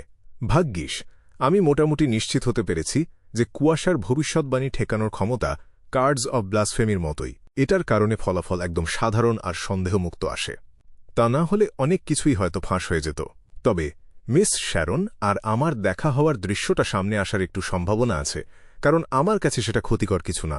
এটা নির্ভর করছে একটা রেইথের ভবিষ্যৎবাণী বাধা দেওয়ার সহজাত প্রবৃত্তি মেশিনারি হাইভ মাইন্ডের চেষ্টার ওপর প্রভাব ফেলবে কি না তার উপর। একটু দাঁড়াও, মেশিনারি হাইভ মাইন্ড খুব সম্ভবত অ্যারোডেসের ওপরই নির্ভর করেছে। আর একটু আগে এবং এর আগে অ্যারোডেস যেমন আচরণ করেছে, তাতে আমাকে খুশি করার জন্য সে কিছু দৃশ্য ঝাপসা করে দিতেই পারে। ক্লাইন হঠাৎ করেই ব্যাপারটা বুঝতে পারল। এই সময় হোরামিক হেইডেন তার বুকে একটা ত্রিভুজাকার পবিত্র চিহ্ন আঁকল। কাজ শুরু করো, ঈশ্বর আমাদের রক্ষা করবেন। প্রায় 10 জন বিয়ন্ডার নিচের দিকে নামতে শুরু করল, আর ক্লাইনও তাদের পিছু নিল। সে দৃশ্যটা একটুও ফাস্ট ফরওয়ার্ড করল না। মেশিনারি হাইভ মাইন্ডের লো আর মিড সিকোয়েন্স বিয়ন্ডারদের যুদ্ধের ধরন নিয়ে তার সবসময় একটা কৌতূহল ছিল। সে এই সুযোগে ব্যাপারটা নিজে দেখে নিতে চাইল। তাছাড়া একজন ডেমিগড আসলে কিভাবে যুদ্ধ করে সেটা নিয়েও তার খুব আগ্রহ ছিল। আর আমন পরিবারের কবরে কি রহস্য লুকিয়ে আছে সেটাও সে জানতে চাইছিল। সময়ের সাথে সাথে প্রায় 1 বা 2000 বছর পেরিয়ে গেলেও কালো মার্বেলের সিঁড়িটা এখনও আগের মতোই শক্ত ছিল। এতে ক্ষয়ে যাওয়ার কোনো চিহ্নই ছিল না। মেশিনারি হাইভ মাইন্ড এর সদস্যরা সিঁড়ি বেয়ে একেবারে মাটির নিচে চলে গেল। সেখানে তারা চতুর্থ যুগের অপ্রতিসম পাথরের স্তম্ভ আর কুড়াল তলোয়ারের দাগ দেখতে পেল। চওড়া রাস্তার দুই পাশে স্তম্ভগুলো দাঁড়িয়েছিল, আর তাদের সামনে ছিল একটা বিশাল ভারী গাঢ় ধূসর পাথরের জোড়া দরজা। পাথরের দরজাটা আগে থেকেই একটু ফাঁকা হয়েছিল। সেখান দিয়ে দুজন মানুষ অনায়াসে পাশাপাশি হেঁটে যেতে পারবে। ভেতরটা ছিল একদম ঘুটঘুটে অন্ধকার। মেশিনারি হাইভ মাইন্ডের সদস্যরা ভেতরে ঢোকার জন্য কোনো তাড়াহুড়ো করল না। তারা লণ্ঠন জ্বালিয়ে খুব সাবধানে চারপাশটা খুঁজল, কিন্তু দামি কিছু পেল না। পরিকল্পনা অনুযায়ী প্রথম দল প্রাথমিক পরিষ্কারের কাজ শুরু করবে। আর্চবিশপের অনুমতি নিয়ে ইকানসার তার টুপিটা চেপে ধরে তার ফুলে থাকা চুলগুলো ঢেকে নিল। পরিষ্কার? পাশে দাঁড়িয়ে ক্লাইন শব্দটা নিয়ে ভাবতে লাগল। তার এই দ্বিধার মাঝেই মেশিনারি হাইভ মাইন্ড দলের সবচেয়ে শক্তিশালী আর পেশিবহুল দুজন সদস্য তাদের পিঠ থেকে দুটো লম্বা কালো বাক্স নামিয়ে খুলল। এক বাক্সর ভেতরে ছিল একটা শক্ত, ভারী, লোহার মতো কালো কামানের আকৃতির জিনিস। এর গায়ে ঘন আর রহস্যময় সব নকশা আঁকা ছিল। অন্য বাক্সটায় ছিল একটা জটিল আর চমৎকার আগ্নেয়াস্ত্র, যেটা হালকা সোনালি রঙের বুলেটের একটা চেইন লাগানো ছিল। দলের একজন সদস্য কামানের আকৃতির জিনিসটা নিয়ে খোলা পাথরের দরজার দিকে এগিয়ে গেল। আরেকজন মেশিনারি হাইভ মাইন্ড সদস্য সেই অদ্ভুত বন্দুকটা তুলে নিল। সে বুলেটের চেইনটা ঠিক করে তার ঠিক পেছনেই হাঁটতে লাগল। দুজন একে অপরের দিকে একবার তাকাল। প্রথম জনের কাঁধে থাকা কামানের আকৃতির জিনিসটা সাথে সাথে জ্বলে উঠল। জোরে একটা আওয়াজ হওয়ার আগেই তাতে জ্বলন্ত নকশা আর চিহ্ন ফুটে উঠল। বুম! একটা ছোট্ট সূর্যের মতো সোনালি আগুনের গোলা কামানের নল থেকে বেরিয়ে অন্ধকারের ভেতর ছুটে গেল। বুম! মাটিটা হালকা কেঁপে উঠল, আর ফাঁকা জায়গাটা দিয়ে তীব্র আলো বেরিয়ে এলো। যে মেশিনারি হাইভ মাইন্ড সদস্যটা কামানের নল ধরেছিল তার পা দুটো কেঁপে উঠল আর শরীরটা একটু নিচের দিকে বসে গেল। বুম! বুম! বুম! সে বিয়ন্ডার অস্ত্রটা ব্যবহার করে একটার পর একটা সোনালি কামানের গোলা বিভিন্ন জায়গায় ছুঁড়তে লাগল। কবরটা কেঁপে উঠলেও সেখান থেকে এক ফোঁটা ধুলোও পড়ল না। সে থামার পর অদ্ভুত বন্দুক হাতে থাকা সদস্যটা সামনে এগিয়ে এসে ট্রিগার চাপল। ঠাস ঠাস ঠাস ঠাস ঠাস! মেশিন গানের গুলির শব্দ প্রতিধ্বনিত হতে লাগল। একটার পর একটা হালকা সোনালি বুলেট ছুটে গিয়ে অন্ধকারের গভীরে থাকা বিপদ দূর করতে লাগল। আমি তো সবসময় ঠিক এরকম একটা বোমাবর্ষণের ক্ষমতা চেয়েছিলাম। তাছাড়া তারা পবিত্র করার বুলেট আর ভূত ছাড়ানোর গোলার মতো দামি বিয়ান্ডার জিনিসপত্র খরচ করছে। কি অপচয়! এটাই কি মেশিনারি হাইভ মাইন্ডের যুদ্ধের ধরন? ক্লাইন বড় বড় চোখ করে আর একটু হাঁ করে তাকিয়ে থাকল। ভয়ঙ্কর বোমাবর্ষণের পর চারপাশের প্রতিধ্বনির মাঝে গলা উঁচিয়ে ইকানসার বলল, দ্বিতীয় দল, এরপরের পরিষ্কারের কাজ শুরু করো। আরও আছে? যা ঘটছিল তা দেখে ক্লাইন যেন একটু অবশ হয়ে গেল। দ্বিতীয় দলেও দুজন সদস্য ছিল যারা বিভিন্ন ধরনের চামড়া দিয়ে তৈরি স্ক্রোল ব্যবহার করছিল। তারা সহজ কিছু মন্ত্র পড়ল, স্ক্রোলগুলো চালু করল, আর সেগুলো ভেতরে ছুঁড়ে দিল। পাথরের দরজার পেছনের জায়গাটা হঠাৎ করেই একটা শান্ত আর খাঁটি আলোতে ঢেকে গেল। সোনালি রঙের পবিত্র বৃষ্টির ফোঁটা ঝরতে লাগল, যা চারপাশের সবকিছু পরিষ্কার করে দিল। ক্লাইন এই দৃশ্যটা দেখল, আর হঠাৎ করেই তার কাছে ব্যাপারটা একটু হাস্যকর মনে হল। দাঁড়াও, তোমরা না এখানে প্রত্নতাত্ত্বিক গবেষণা করতে এসেছ? তোমরা না পেশাদার প্রত্নতাত্ত্বিক? এরকম পরিষ্কার করার পদ্ধতি ব্যবহার করলে কবরটা যে ভেঙে পড়তে পারে সেই ভয় কি তোমাদের নেই? তার মাথায় যখন এই চিন্তাগুলো ঘুরপাক খাচ্ছিল তখন দ্বিতীয় দলের কাজ শেষ হল। তারা চিৎকার করে ইকানসারকে বলল, ডিকন, যেমনটা ভেবেছিলাম জায়গার মূল কাঠামো একদম ঠিক আছে। বোঝাই যাচ্ছিল যে তারা আগে থেকেই প্রস্তুতি নিয়ে এসেছিল। ঠিক আছে, সামনে এগোতে থাকো, ইকানসার নির্দেশ দিল। ক্লাইন তাদের মাঝখান দিয়ে পাথরের দরজা পার হয়ে ভেতরে ঢুকল। সে দেখল মাটিতে ময়লা আর ধ্বংসস্তূপের স্তূপ জমে আছে। এখানে একসময় কী ধরনের দানব ঘুরে বেড়াত তা বোঝার কোনো উপায় ছিল না। আর এখানে যে ফাঁদগুলো পাতা ছিল সেগুলো কী কাজে লাগত সেটাও কারো পক্ষে অনুমান করা সম্ভব ছিল না। এই পরিষ্কার করার প্রক্রিয়ার পর আগে থেকে সরে না গেলে হাই সিকোয়েন্স বিয়ন্ডার ছাড়া আর কোনো বিয়ন্ডারই এর আঘাত সহ্য করতে পারবে না। সহিংসতার আসল রূপ কেমন হতে পারে আর সহজ, সরাসরি এবং অযৌক্তিক হওয়ার মানে কি তা ক্লাইন আরেকবার খুব ভালোভাবে বুঝতে পারল। এরপর আগের দৃশ্যগুলোই বারবার ফিরে আসতে লাগল। মেশিনারি হাইভ মাইন্ডের সদস্যরা খুব সহজেই একটার পর একটা এলাকা পার হতে লাগল। মাঝে মাঝে তারা কিছু জমতে শুরু করা বিয়ন্ডার বৈশিষ্ট্যও সংগ্রহ করতে লাগল। কোনো মিউরাল তো নেই। মূল কবরের ঘরটা দেখতে পেয়ে গড অফ স্টিমের চার্চের আর্চবিশপ হোরামিক হেইডেন থেমে গিয়ে অবাক হয়ে বিড়বিড় করল। ক্লাইন নিজেকে অর্ধেক ঐতিহাসিক মনে করত, তাই সে নিজেও কম অবাক হল না। সাধারণত কোনো সম্ভ্রান্ত পরিবারের সদস্যের কবরে তার বেঁচে থাকার সময়কার সম্মান আর অবস্থানের একটা ছাপ অন্তত থাকে। আর কবরটা যখন বড় কোনো সৌধে পরিণত হয় আর সেখানে যথেষ্ট জায়গা থাকে, তখন মিউরাল এঁকে তার মালিকের জীবনের গল্প ফুটিয়ে তোলা খুব সাধারণ একটা ব্যাপার। আরও পুরনো আর অজানা যুগেও এটা অস্বাভাবিক ছিল না, বরং এটাই ছিল সবচেয়ে সাধারণ উপায়, কারণ মানুষ লেখার আগে আঁকতেই শিখেছিল। তাই চতুর্থ যুগের একটা সম্ভ্রান্ত পরিবারের কবরে এরকম কোনো মিউরাল না থাকাটা সত্যিই একটু অদ্ভুত ছিল। আর্চবিশপের কথা শুনে ইকানসার সাথে সাথে তার লোকদের দুইজনের দলে ভাগ হয়ে চারপাশের এলাকায় মিউরালের কোনো চিহ্ন আছে কি না তা খুঁজতে নির্দেশ দিল। পাশ থেকে পুরোটা দেখতে দেখতে ক্লাইনের খুব ইচ্ছে করছিল একটু ফাস্ট ফরওয়ার্ড করে তাড়াতাড়ি ফলাফলটা দেখে নিতে। ঠিক তখনই তার চোখে পড়ল যে বাঁদিকের কোনায় থাকা মেশিনারি হাইভ মাইন্ডের দুজন সদস্য হঠাৎ করে তিনজনে পরিণত হয়েছে। তাদের একজনকে দেখতে একদম ইকানসার বার্নার্ডের মতো লাগছিল, যার ফুলে থাকা চুলটুপিটাকে উঁচু করে রেখেছিল। এটা ক্লাইন একটা কিছু অনুমান করার আগে মুহূর্তের জন্য হতবাক হয়ে গেল। ঠিক এই কথা ভাবার সময়ই ইকানসার তার সবচেয়ে কাছের দলদস্যুর দিকে হেঁটে গেল। কিছু পেলে? সে গলা খাঁকারি দিয়ে নিচু গলায় জিজ্ঞেস করল। সদস্যটা সতর্ক হয়ে ঘুরে দাঁড়াল, কিন্তু ডিকন ইকানসারকে দেখতে পেয়ে সে সাথে সাথে আরাম বোধ করল না। সে কথা শেষ করার আগেই তার সামনের ইকানসার হঠাৎ করে এক টুকরো মানুষের চামড়ায় পরিণত হল আর তার শরীরটা ঢেকে ফেলল। ফ্যাকাশে চামড়াটা তাকে শক্ত করে জড়িয়ে ধরল আর তার চেহারায় লোকটার মুখের আদল ফুটে উঠতে শুরু করল। এই পুরো প্রক্রিয়ায় বাড়তি কোনো শব্দ বা অস্বাভাবিক নড়াচড়াও দেখা গেল না। হঠাৎ করেই চামড়াটা থেকে ভোরের সূর্যের মতো আলো ছড়াতে শুরু করল। চামড়াটার সাথে সাথে প্রায় স্বচ্ছ হয়ে গেল আর এমনভাবে শূন্যে উঠতে লাগল যেন ওটা পুড়ে যাচ্ছে। সাথে সাথে একটা কালো চাবুক এসে তার গায়ে সজোরে আঘাত করল। এতে তার নড়াচড়া স্পষ্টভাবেই ধীর হয়ে গেল। এই ধরনের একটা যুদ্ধে ধীর হওয়াটা মহা অপরাধের সমান। একটার পর একটা বিয়ন্ডার অস্ত্র, জ্বলন্ত স্ক্রোল আর হালকা সোনালি রঙের বুলেট চামড়াটার দিকে ছুটে আসতে লাগল। দারুণ একটা আলোর ঝলকানির পর আকাশ থেকে অসংখ্য ছাই ঝরে পড়তে লাগল। সবগুলো থেকে হালকা আলো বেরোচ্ছিল আর সেগুলো আস্তে আস্তে এক জায়গায় জড়ো হওয়ার জন্য লড়াই করছিল। এটা সত্যিই একটা হিউম্যান স্কিন শ্যাডো। ক্লাইন একটু আগে আক্রান্ত হওয়া মেশিনারি হাইভ মাইন্ড সদস্যটার দিকে মনোযোগ দিল। লোকটা তার কলার টেনে একটা সুরক্ষা কবচ বের করল।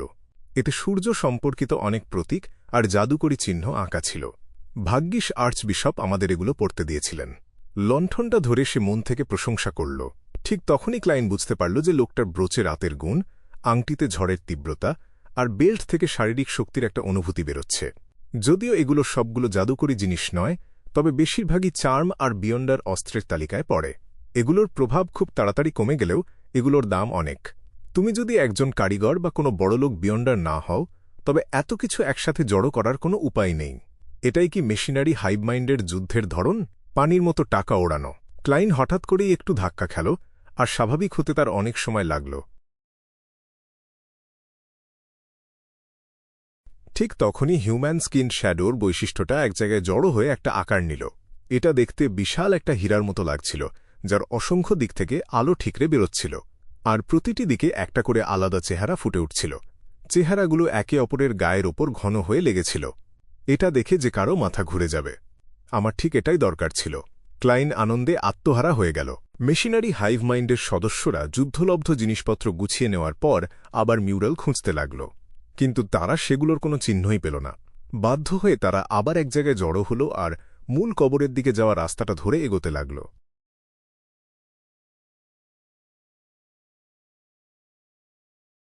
অধ্যায় 447 পোর্ট্রেট।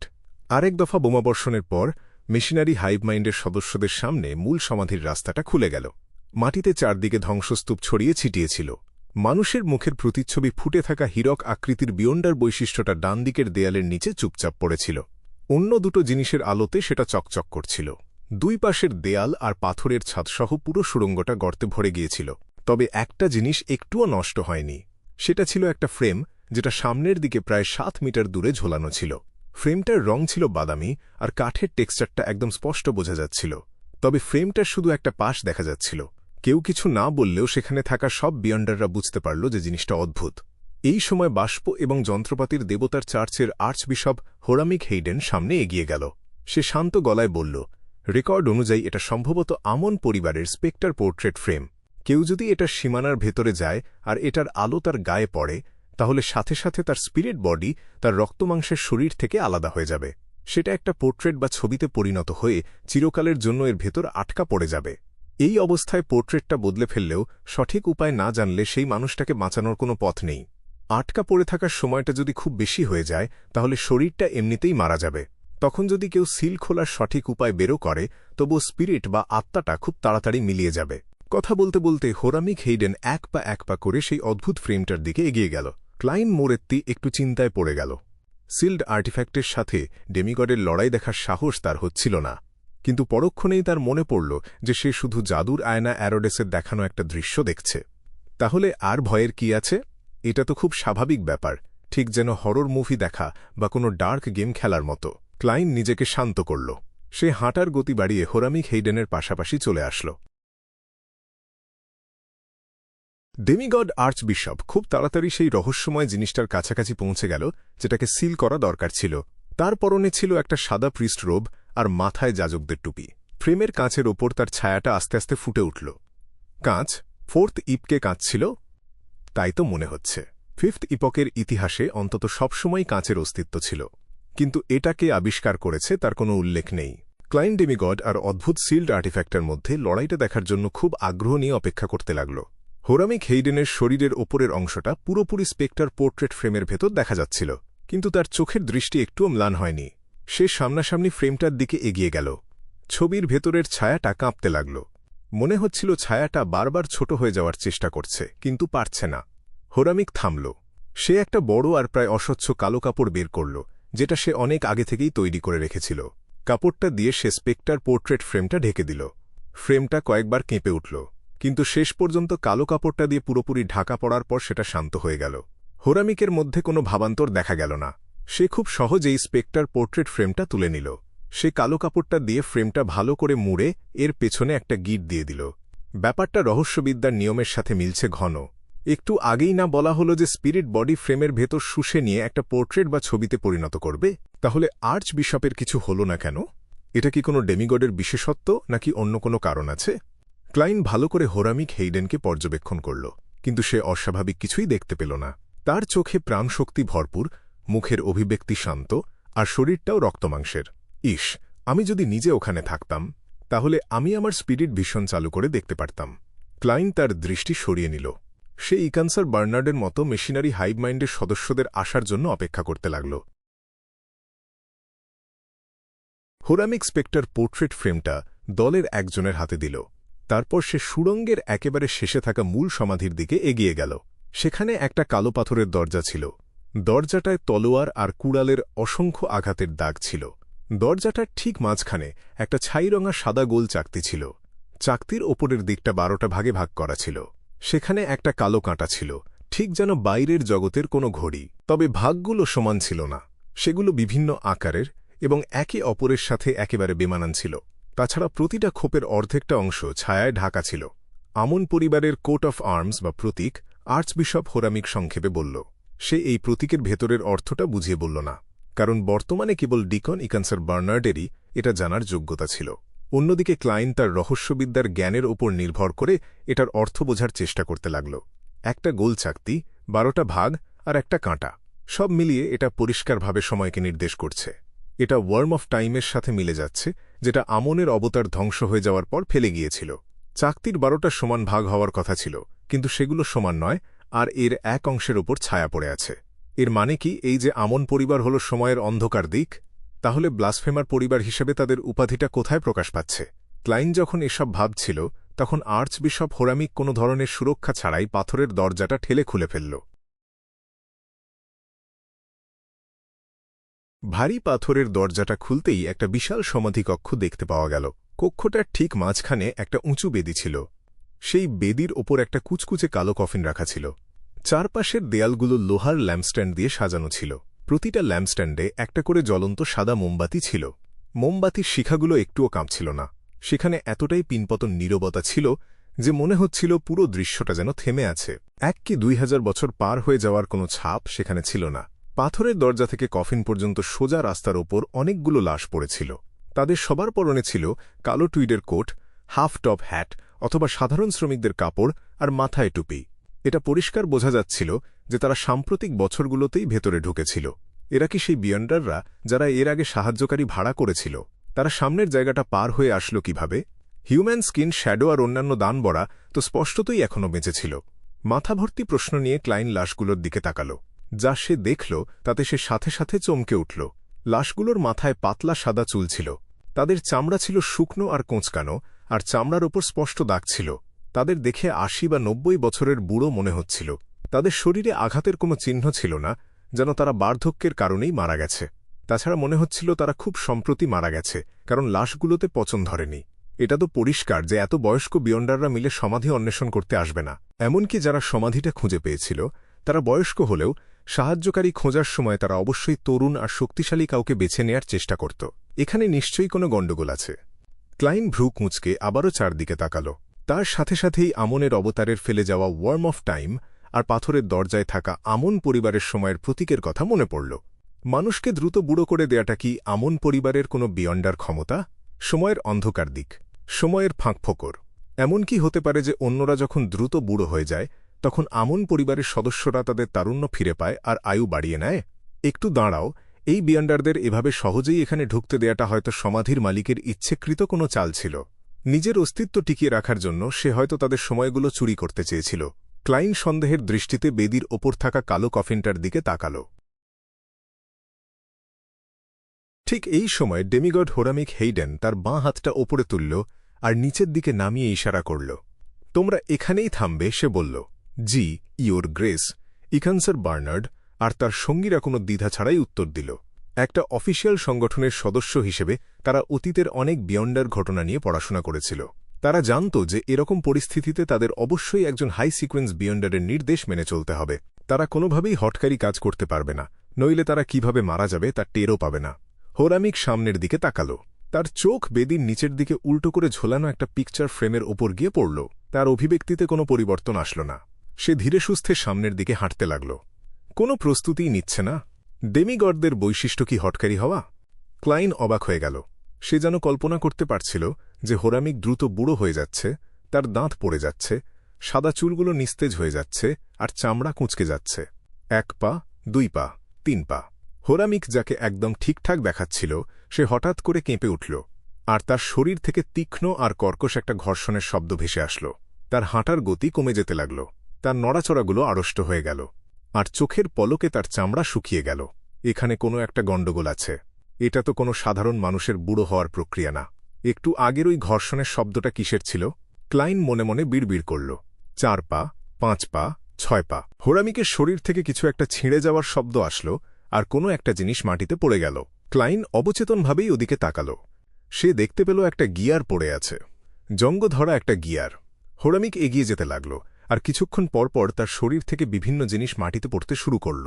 সেগুলোর মধ্যে ছিল জঙ্গ ধরা স্ক্রু, গলিত মোম, হলদে হয়ে যাওয়া হাড় আর ঢিলা হয়ে যাওয়া স্প্রিং। তার শরীরটা ক্রমশ রোগা আর টলমলে হয়ে গেল, যেন যে কোনো মুহূর্তে ভেঙে পড়তে পারে। এটা তো একদম রোবটের মতো। এই যুগের ভাষায় বলতে গেলে একটা জীবন্ত পুতুলের মতো। ক্লাইন হঠাৎ করেই সব বুঝতে পারল।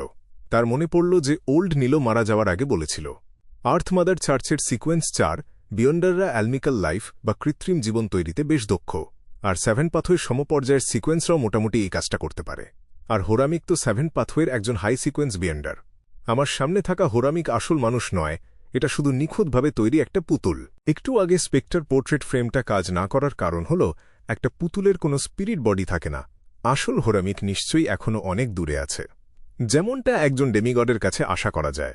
ক্লাইন যখন এসব বুঝতে পারছিল তখন আর্চবিশপ বেদির কাছে গিয়ে পৌঁছাল। সে হাঁটু আর পিঠ বাঁকিয়ে উল্টো করে রাখা ফ্রেমটা সোজা করল।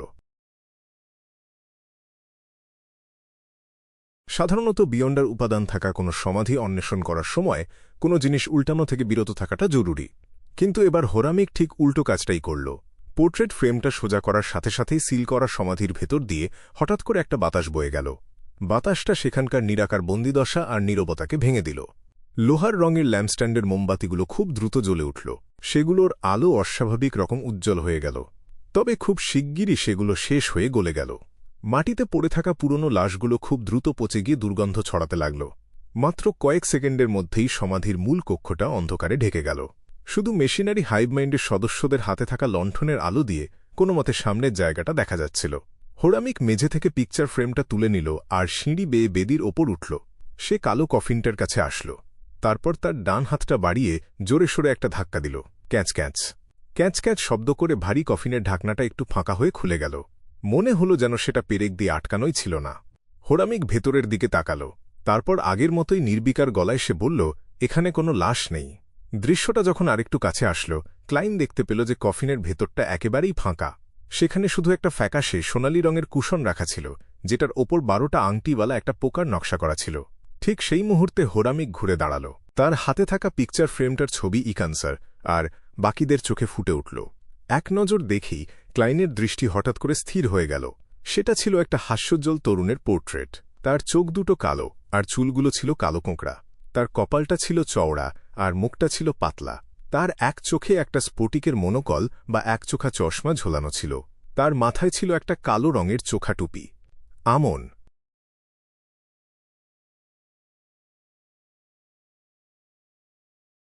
আমন ক্লাইন শব্দটা মনে মনে ভাবল। সে প্রথমে ভেবেছিল যে ফরসেকেন ল্যান্ড অফ গডের সিটি অফ সিলভারে যে ব্লাসফেমার দেখা দিয়েছিল সে হয়তো আমনের মতো কোনো প্রাচীন পরিবারের বংশধর। সে হয়তো তার পূর্বপুরুষদের ক্ষমতা একটু একটু করে পেয়ে ডেমিগড পর্যায়ে পৌঁছাল। কিন্তু সে অবাক হয়ে বুঝল যে এই লোকটা হয়তো 2000 বছরেরও বেশি সময় ধরে বেঁচে আছে, আর আমন পরিবারের সবচেয়ে শক্তিশালী সময়ের একজন সদস্য। একেবারে একটা প্রাচীন মানুষ, সে কোনো কারণ ছাড়াই কেন নিজের জন্য একটা সমাধি বানাবে? সে কি কোনো বিপদ থেকে বাঁচার জন্য নিজের মৃত্যুর নাটক করেছিল, নাকি এর পেছনে অন্য কোনো কারণ আছে, যেমন নিজের শরীরের সময়কে আটকে রাখার জন্য কোনো চিহ্ন রেখে যাওয়া? সে কি অন্যদের জীবন শুষে নিয়ে 4th ইপোক থেকে 5th ইপোক পর্যন্ত বেঁচে থাকতে পারল? আমি প্রথমে ভেবেছিলাম সে হয়তো সিকোয়েন্স 3 বা সিকোয়েন্স 2 হবে। আজকে যা দেখলাম তাতে তার সিকোয়েন্স 1 হওয়াটাও অসম্ভব কিছু নয়, কারণ এত লম্বা সময় ধরে বেঁচে থাকলে নিজের ভেতরে এমনিতেই একটা পরিবর্তন চলে আসে। ক্লাইন বারবার অবাক হচ্ছিল আর নতুন নতুন কথা ভাবছিল। তার মাথার ভেতর চিন্তাগুলো ফুটন্ত জলের মতো টকবক করছিল। হোরামিক নামের পুতুল তার গলায় টান দিল আর ভুল করে এক টুকরো চামড়া ছিঁড়ে ফেলল, যার ফলে ভেতরের জটিল যান্ত্রিক গঠনটা বেরিয়ে পড়ল। তার গলার সেই জায়গা থেকে একটা আওয়াজ বের হল, যেটা শুনতে অনেকটা হাওয়া বেরিয়ে যাওয়ার মতো লাগছিল। মাটিতে পড়ে থাকা লাশগুলো খোঁজো আর সামনে এগোনোর দরকার নেই। জি, মহামান্য। ইকানসার আর তার সঙ্গীরা একটা স্বস্তির শ্বাস ফেলল। মাটিতে পড়ে থাকা লাশগুলো থেকে অনেক আগেই বিয়ন্ডার বৈশিষ্ট্যগুলো বেরিয়ে এসেছিল। এমনকি সেগুলোর মধ্যে কয়েকটা শরীরের কিছু অংশের সাথে মিশে গিয়ে এক একটা ভয়ঙ্কর রহস্যময় জিনিস তৈরি করেছিল। তাছাড়াও মৃতদেহগুলোর গায়ে নানা রকম জিনিসপত্র ছিল। মেশিনারি হাইভ মাইন্ড এবার সত্যি অনেক কিছু পেল। স্পেক্টার পোর্ট্রেট ফ্রেম আর হিউম্যান স্কিন শ্যাডোর বৈশিষ্ট্যের সাথে মিলে এই জিনিসগুলো পরিষ্কার করার বিশাল খরচটা পুরোপুরি পুষিয়ে দেবে। বড় বিনিয়োগে বড় লাভ। ক্লাইন বেশ কিছুক্ষণ মাটির দিকে তাকিয়ে রইল। সে একটা শ্বাস নিল, নিজের চোখ সরিয়ে আনল আর হোরামিকের পিছু পিছু কফিনের উল্টো দিকের দেয়ালের দিকে এগিয়ে গেল, যার হাতে কোনো লণ্ঠন ছিল না। ঠিক সেই সময় জাদুর আয়না অ্যারোডেস চারপাশটা আলোকিত করে তুলল, যাতে তার সামনের জিনিসগুলো পরিষ্কারভাবে দেখা যায়। ক্লাইন দেখতে পেল যে একটু আগের দ্রুত আবহাওয়ার পরিবর্তনের কারণে তার উল্টো দিকের দেয়ালটা খসে পড়তে শুরু করল। অনেকগুলো দেয়ালচিত্র নষ্ট হয়ে গিয়েছিল আর সেগুলোকে কোনোভাবেই আগের অবস্থায় ফিরিয়ে আনা সম্ভব ছিল না। একমাত্র যে চিত্রটা একটু ভালো অবস্থায় ছিল আর কিছুটা পরিষ্কার দেখা যাচ্ছিল, সেটা দেয়ালের একদম ওপরে থাকা একটা রঙিন ছবি, যেটা গম্বুজের একটা ছোট অংশ দখল করে রেখেছিল। সেখানে একটা বিশাল পর্বতমালা আঁকা ছিল, আর সবচেয়ে উঁচু পাহাড়ের চূড়ায় একটা মস্ত বড় ক্রুশ ছিল, যেটা পাহাড়ের চেয়েও লম্বা। ক্রুশটার চারপাশে আলোর আভা ছড়ানো ছিল, যার কারণে সেটাকে অদ্ভুত রকমের পবিত্র দেখাচ্ছিল। তার সামনে একটা লম্বা আর ক্ষমতাবান মূর্তিকে আবছাভাবে দেখা যাচ্ছিল। পাহাড়ের সারিটা যেন একটা পোষা প্রাণীর মতো তার পায়ের কাছে লুটিয়ে পড়েছিল। সেই মূর্তির চারপাশে 2 ডানা, 4 ডানা আর 6 ডানার দেবদূতেরা ভিড় করেছিল। তারা কেউ বিউগল ধরেছিল, কেউ বীণা বাজাচ্ছিল, আবার কেউ বাঁশি বাজাচ্ছিল, আর তাদের সবাইকে খুব ধার্মিক ও প্রাণবন্ত দেখাচ্ছিল। পাহাড়ের নিচে 12 ডানার 2জন দেবদূত খুব বিনীতভাবে পাহাড়ের চূড়ার দিকে এগিয়ে যাচ্ছিল, আর তাদের দুজনেরই কোলে একটা করে বাচ্চা ছিল। বাঁ দিকের বাচ্চার চুলগুলো ছিল কোঁকড়ানো আর কালো, আর ডান দিকের বাচ্চার চুলগুলো ছিল ফ্যাকাশে সোনালি। তাদের একজনের চোখ ছিল কালো আর অন্যজনের সোনালি। পাহাড়ের অন্য এক জায়গায় আবছাভাবে একটা দৈত্যের ছবি আঁকা ছিল, যার পায়ে শেকল পরানো, আর একটা ড্রাগন ছিল যার পা বাঁধা অবস্থায় ছিল এবং যে কখনোই মাটিতে নামতে পারবে না। হোরামিক প্রথমে বাঁ দিকের বাচ্চাটার দিকে তাকাল, আর তার হাসিখুশি চেহারাটা আস্তে আস্তে গম্ভীর হয়ে গেল। সে খুব নিচু গলায় একটা শব্দ বলল, আমন। তারপর সে ঘুরে ডান দিকের বাচ্চার দিকে তাকাল, আর কয়েক সেকেন্ড চুপ থেকে আরেকটা নাম বলল, অ্যাডাম। আমন। অ্যাডাম ক্লাইন যখন নাম দুটো বারবার বলছিল, তার মনে হল যেন 4th ইপোক আর 3rd ইপোকের ইতিহাসের ওপর জমে থাকা কুয়াশাটা আরও ঘন হচ্ছে। সে তার জানা সব তথ্য একসাথে মেলাল আর খুব দ্রুত একটা অনুমান করে ফেলল। পাহাড়ের চূড়ায় জলজলে ক্রুশের সামনে থাকা মূর্তির চারপাশে দেবদূতেরা ঘিরে আছে, আর দৈত্য ও ড্রাগনরা তার কাছে হার মানছে। এটা নিশ্চিতভাবেই একজন আসল ঈশ্বর যে সিকোয়েন্স শূন্যতে আছে। আরেকজন যে ক্রুশকে আংশিকভাবে নিজের প্রতীক হিসেবে ব্যবহার করতে পছন্দ করে সে হল ট্রু ক্রিয়েটর। বলা হয়ে থাকে যে আমন একজন প্রাচীন সূর্যদেবের বংশধর, কিন্তু পাহাড়ের চূড়ায় যে আছে তাকে পুরোপুরি সূর্যদেব বলে মনে হচ্ছে না। এমন কি হতে পারে যে তিনিই সেই প্রভু যিনি সবকিছু সৃষ্টি করেছেন, সর্বশক্তিমান এবং সর্বজ্ঞ ঈশ্বর, যাকে সিটি অফ সিলভার বিশ্বাস করে? এটা সিটি অফ সিলভারের রূপকথার সাথে পুরোপুরি মিলে যায়। সেই স্রষ্টার জেগে ওঠা যে giant king Aurmir, dragon of imagination Ankewelt এবং অন্যান্য প্রাচীন দেবতাদের কাছ থেকে তাদের ক্ষমতা কেড়ে নিয়েছিল। যাকে প্রাচীন সূর্যদেব বলা হয়, সে কি আসলে সেই প্রভু যে সবকিছু সৃষ্টি করেছে, যার কথা সিটি অফ সিলভারে বলা হয়? সে হয়তো সূর্য আর সময় এর মতো ডোমেইনগুলো নিয়ন্ত্রণ করত। তাছাড়া জায়ান্ট কিং অরমির আর ড্রাগন অফ ইমাজিনেশন আঙ্কেভেল্টের ক্ষমতাগুলো হয়তো তার কাছেই ফিরে গিয়েছিল। এটাকে তো আর পুরোপুরি সিকোয়েন্স শূন্য এর ভেতর আটকে রাখা যায় না। তাহলে আসল আমন কি সিটি অফ সিলভারের সেই প্রভু যে সবকিছু সৃষ্টি করেছে, সর্বশক্তিমান এবং সর্বজ্ঞ ঈশ্বরের বংশধর ছিল, যে সময়ের ডোমেইনের বিয়ন্ডার বৈশিষ্ট্যগুলো পেয়েছিল? এটা কিছুটা হলেও ব্যাখ্যা করে যে কেন সে দশকের পর দশক ধরে সিটি অফ সিলভারের অন্ধকূপে চুপচাপ বসেছিল। তার বাইরেও সেই প্রভু যে সবকিছু সৃষ্টি করেছে, সর্বশক্তিমান এবং সর্বজ্ঞ ঈশ্বরের অ্যাডাম নামের আরেকজন বংশধর আছে। অ্যাডাম শুরুতে কি পেয়েছিল? তার কি এখনও কোনো বংশধর বেঁচে আছে?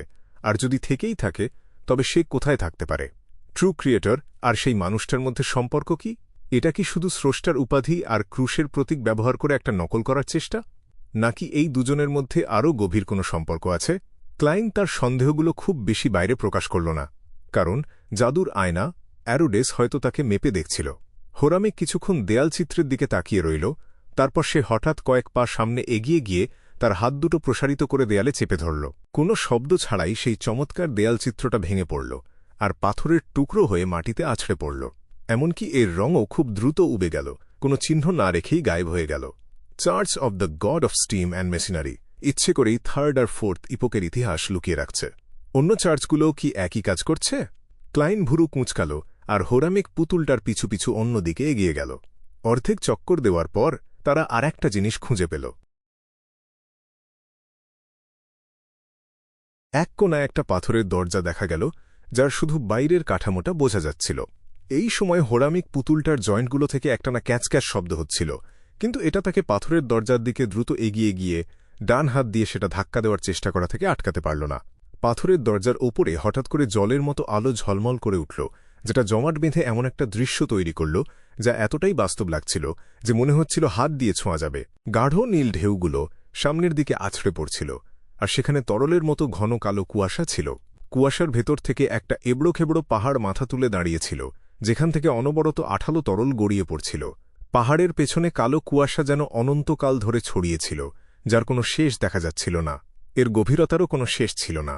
যত গভীরে চোখ যাচ্ছিল তত বেশি শান্ত মনে হচ্ছিল যেন কোনো কিছু একবার এর ভেতরে পড়ে গেলে সেটা চিরকাল পড়তেই থাকবে।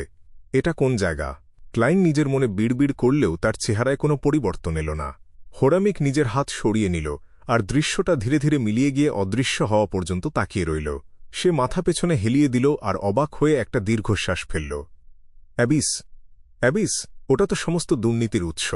শোনা যায় এই অ্যাবিস নাকি একজন আসল ঈশ্বরকেও দুর্নীতিগ্রস্ত করে ফেলতে পারে। ক্লাইন অবাক হয়ে গিয়েছিল, কিন্তু একজন প্রাক্তন ক্লাউন হিসেবে সে নিজের চেহারা আর শরীরের ভঙ্গি এমনভাবে নিয়ন্ত্রণ করল যেন কিছুই হয়নি। তার সাথে সাথেই একটা কথা মনে পড়ে গেল। রোজেল গুস্তাভ যে ফগ সিতে অভিযানে গিয়েছিল, সে একবার নিজের পথ থেকে সরে গিয়ে একটা রহস্যময় বাক্য লিখে রেখেছিল, আমি অ্যাবিস দেখেছি। ক্লাইন যখন কালো কুয়াশার দিকে ধেয়ে আসা ঢেউয়ের স্তরগুলো নিয়ে ভাবছিল, সে একটা অনুমান করল। ফগ সির কোথাও কি অ্যাবিসে ঢোকার রাস্তা আছে? তার পরপরই সে পাথরের দরজার দিকে তাকাল। সে সন্দেহ করল যে আমন, যে সিটি অফ সিলভারের আশেপাশে লুকিয়েছিল, সে নিশ্চয়ই কোনো একটা আচার পালন করেছিল। সমাধি তৈরির কাজ শেষ হওয়ার পর সে স্বাভাবিকভাবে সেখান থেকে বের হয়নি। তার বদলে সে একটা বিশেষ সুড়ঙ্গ ব্যবহার করে অ্যাবিসের দিকে গিয়েছিল। তাই বেশিরভাগ মানুষের চোখে সে আগেই মারা গিয়েছিল। সিটি অফ সিলভার বা ফরসেকেন ল্যান্ড অফ গড অ্যাবিসের ভেতরে কোথাও আছে কিনা সে ব্যাপারে ক্লাইন নিশ্চিত হতে পারল না, কারণ এই সমাধির ইতিহাস অন্তত 1500 বছরের পুরনো। তাই অ্যাবিস ব্যবহার করে অন্য কোথাও যাওয়ার জন্য আমনের হাতে প্রচুর সময় ছিল। সে কি এখনও মাঝে মাঝে সময় শুষে নিতে ফিরে আসে? যদি সে জানতে পারে যে কেউ তার কবর খুঁড়েছে, তাহলে তার মুখের অভিব্যক্তি নিশ্চয়ই দেখার মতো হবে। ক্লাইন একটা অদ্ভুত কারণে আনন্দ পেল। এই সময় হোরামিক পুতুলটা তার ডান হাতের তালুতে নিজের বাঁ হাতটা ধরল আর হঠাৎ করে সেটা মুচড়ে দিল। একটা ক্যাঁচ ক্যাঁচ শব্দ করে তার বাঁ হাতের কবজি বেঁকে গেল, কিন্তু সেখানে কোনো হাড় চামড়া ফুঁড়ে বেরিয়ে এলো না বা রক্তমাংস ছিটকে পড়ল না। তার বাঁ কবজিতে একটা ভারী কালো ধাতব নল বসানো ছিল। তার পুরো বাঁ হাতটাই ছিল একটা ছোট ক্যালিবারের রহস্যময় কামান। উন্নত প্রযুক্তির একটা গুপ্তচর লুকানোর জন্য সে সত্যিই মেশিনারি হাইভ মাইন্ডের সদস্য হওয়ার যোগ্য। তবে এই ধরনের জিনিসের প্রয়োজন আর খরচ অনেক বেশি। বোঝাই যাচ্ছে এটা শুধু বিশেষ কোনো ব্যক্তিকে দেওয়া সম্ভব, সেনাবাহিনীর সাধারণ সৈন্যদের জন্য নয়। ক্লাইনের মনে হল আজকের দিনটা তার চোখ খুলে দিয়েছে, রহস্যময় দুনিয়ার আর একটা উন্নতির পথ দেখার সুযোগ করে দিয়েছে। একমাত্র সমস্যা হল বিয়ন্ডার বৈশিষ্ট্যগুলো সংরক্ষিত আর আর্টিজানদের সংখ্যাও খুব কম, তাই অনেক জিনিসই বেশি পরিমাণে তৈরি করা যায় না। হোরামিক পুতুলটা তার বাঁ কবজি পাথরের দরজায় ঠেকাল। তার শরীরের ভেতরে গিয়ারগুলো ঘোরার সময় একে অপরের সাথে ঘষার শব্দ থেকে এক তীব্র আধ্যাত্মিক আভা বেরিয়ে এল। দিনের আলোর মতো উজ্জ্বল একটা আলোর রশ্মি একবার জ্বলে উঠে আবার নিভে গেল। পাথরের দরজাটা হঠাৎ করেই একেবারে গুঁড়ো হয়ে গেল, যেন সেটার কোনো অস্তিত্বই ছিল না। সে দরজাটা ভেঙে ফেলল। যদি ব্লাসফেমার আমন কোনো বিপদে পড়ে এখানে ফিরে আসার চেষ্টা করে আর এসে দেখে দরজাটা নেই, তাহলে বেশ মজা হবে। ক্লাইন সেই দৃশ্যটার কথা ভেবে প্রায় হেসেই ফেলল। এটাই ছিল আমন পরিবারের সমাধি খোঁজার শেষ পর্যায়ে। ক্লাইনের চারপাশের দৃশ্যটা খুব দ্রুত ছোট হয়ে একটা পটভূমিতে পরিণত হল। বাতাসে একটা ছায়াময়, প্রাচীন আর অদ্ভুত রূপালী আয়না ভেসে উঠল। আয়নার গায়ের কালো, চোখের মতো রত্নগুলো ঝিকমিক করে উঠল। আয়নার ওপরে দ্রুত সাদা রঙের শব্দ ফুটে উঠল। তোমার অনুগত দাস অ্যারোডেস তার প্রতিবেদন দেওয়া শেষ করেছে এবং যে কোনো সময় তোমাকে আবার সেবা দিতে প্রস্তুত। যে লোকটা নিজেকে খুব বেশি উৎসাহী দেখাচ্ছিল, তার ব্যাপারে ক্লাইন একটু সতর্ক আর অস্বস্তিতে ছিল। সে মাথা নেড়ে বলল, খুব ভালো, তুমি এখন যেতে পারো। জি, আত্মার জগতের উপরে থাকা মহাশক্তিশালী অস্তিত্ব। অ্যারোডেস এই কথাগুলো ফুটিয়ে তোলার সাথে সাথেই তার চারপাশের দৃশ্যটা টুকরো টুকরো হয়ে ভেঙে পড়ল। তার ক্ষমতা যে স্বপ্ন থেকে বিদায় নিয়েছে সেটা নিশ্চিত হওয়ার পর ক্লাইন চিন্তিত মুখে নিজেকে বলল, আত্মার জগতের ওপরে থাকা মহাশক্তিশালী অস্তিত্ব। এটা সত্যিই ধূসর কুয়াশাটাকে আবছাভাবে টের পেয়েছে। এই দুষ্টু স্বভাবের জাদুর আয়নাটা কি সত্যিই আমার ওপর নির্ভর করতে চায়, নাকি এর অন্য কোনো উদ্দেশ্য আছে? আমাকে খুব সাবধানে নজর রাখতে হবে, তা না হলে মেশিনারি হাইভ মাইন্ডে থাকলে আমি বারবার কামানের গোলার আঘাতে উড়ে যেতে চাই না। নিজের চিন্তাভাবনাগুলো গুছিয়ে নিয়ে ক্লাইন পরের দিনের জন্য অপেক্ষা করতে শুরু করল। মেশিনারি হাইভ মাইন্ড তাদের পাওয়া জিনিসগুলো গুছিয়ে নেওয়ার পর তারা হয়তো তাকে সেখান থেকে একটা জিনিস বেছে নেওয়ার সুযোগ দেবে।